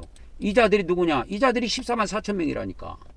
여러분도 그러니까 그 믿음을 가져야 돼요. 이 14만 4천 명이 뭐냐? 14만 4천 명이 뭐냐? 이게 계시록 14장 3절에 나와요. 14만 4천 명이라고. 그러면 이들은 누구냐? 그러니까 누구에게 속한 자들이냐? 하나님과 어린 양에게 속한 자들이다. 이 인물들이 보통 인물이 아닙니다. 나중에 외계인들하고 싸울 자들이에요. 이들이 누구냐? 이들이 짐승 외계인들과 전쟁할 자들이라니까. 전쟁할 자들이에요. 그래서 짐승 외계인들이 내려오기 전에 그래서 이 14만 4천 명이 해야 될 사명이 있어. 꼭 해야 될 일이 있어. 꼭 해야 될. 보호처를 건설하는 거야. 이게 몇십 개를 건설한대요. 이 지구에. 한 나라에다 몰아서 건설한대요. 한 나라에다가. 그래서 이게 보호처들이야. 복수니까. 보호처들을 건설해야 돼. 이게 사명이야. 건설 다 되면 하나님께서 외계인들을 내려 보냅니다. 이 땅에. 그래서 천사를 보내갖고 우주에 있는 외계인들 마귀들을 내쫓아버린다니까. 지구로. 이게 완성이 돼야 이 일이 벌어진다니까. 이게. 그래서 이 종말론의 이 요한계시록의 사건은 하나님 혼자 일으킨다고 일으켜질 수 있는 것도 아니야. 왜? 이 땅에서 준비가 안 되면 계속 미뤄지는 거야. 그렇기 때문에 사명자들이 반응을 보여야 된다고. 사명자들이 반응을 보여야 된다 이 말이야. 그래서 이런 신천지 해석이라든지 이런 천주교의 해석, 동방정교의 해석, 개신교의 무천년주의자들의 해석, 이런 상징적 해석들은 한동안은 재미를 봐. 그런데 나중에 이렇게 해석한 교회는 짐승의 밥이 돼. 외계인의 여자가 돼. 요한계시록 17장에 보면 짐승의 여자가 돼. 짐승이 갖고 놀다가 다 죽여버려. 요한계시록은 그렇게 돼 있어. 짐승을 상징적 해석한 사람은 마음대로 해석하지만 이 짐승을 요한계시록 그대로 보면은 답이 다 나와 있어. 요한계시록 9장에. 짐승이 뭐냐? 이게 황충이라고 나오는데 이게 무저갱의 열쇠로 이 무저갱을 열면 얘들이 올라온다고 짐승이. 그래서 요한계시록 9장에 얘들이 모양까지 요한계시록 9장에 자세히 나온다니까. 이 짐승의 내용이. 모양도 나오고 어디에서 나오는가 그거 자세히 나와. 그러니까 이런 거를 무저갱이 어디냐? 아까 신천지를 어떻게 해석해서 무저갱을 뭐라고 그러냐? 거짓 목자들의 본거지다 이렇게 해석한 거야. 그러니까 썩어 빠진 교단이다 이 말이야. 그러니까 해석은 자유지만 원 해석은 아니라 그 말이요. 그래서 오늘은 여기까지 하고 내일 이어서 신천지 계시록 신천지 계시록 11장부터 22장 다 또 내일 또 올려드리도록 하겠습니다. 오늘은 여기까지 하고 마치도록 하겠습니다. 오늘은 여기까지 하도록 하겠습니다. 신천지 계시록은 잘 알아야 돼요. 모르면 나중에 신천지에 다 끌려가요. 그러니까 수많은 기독교인들이 지금도 끌려가잖아.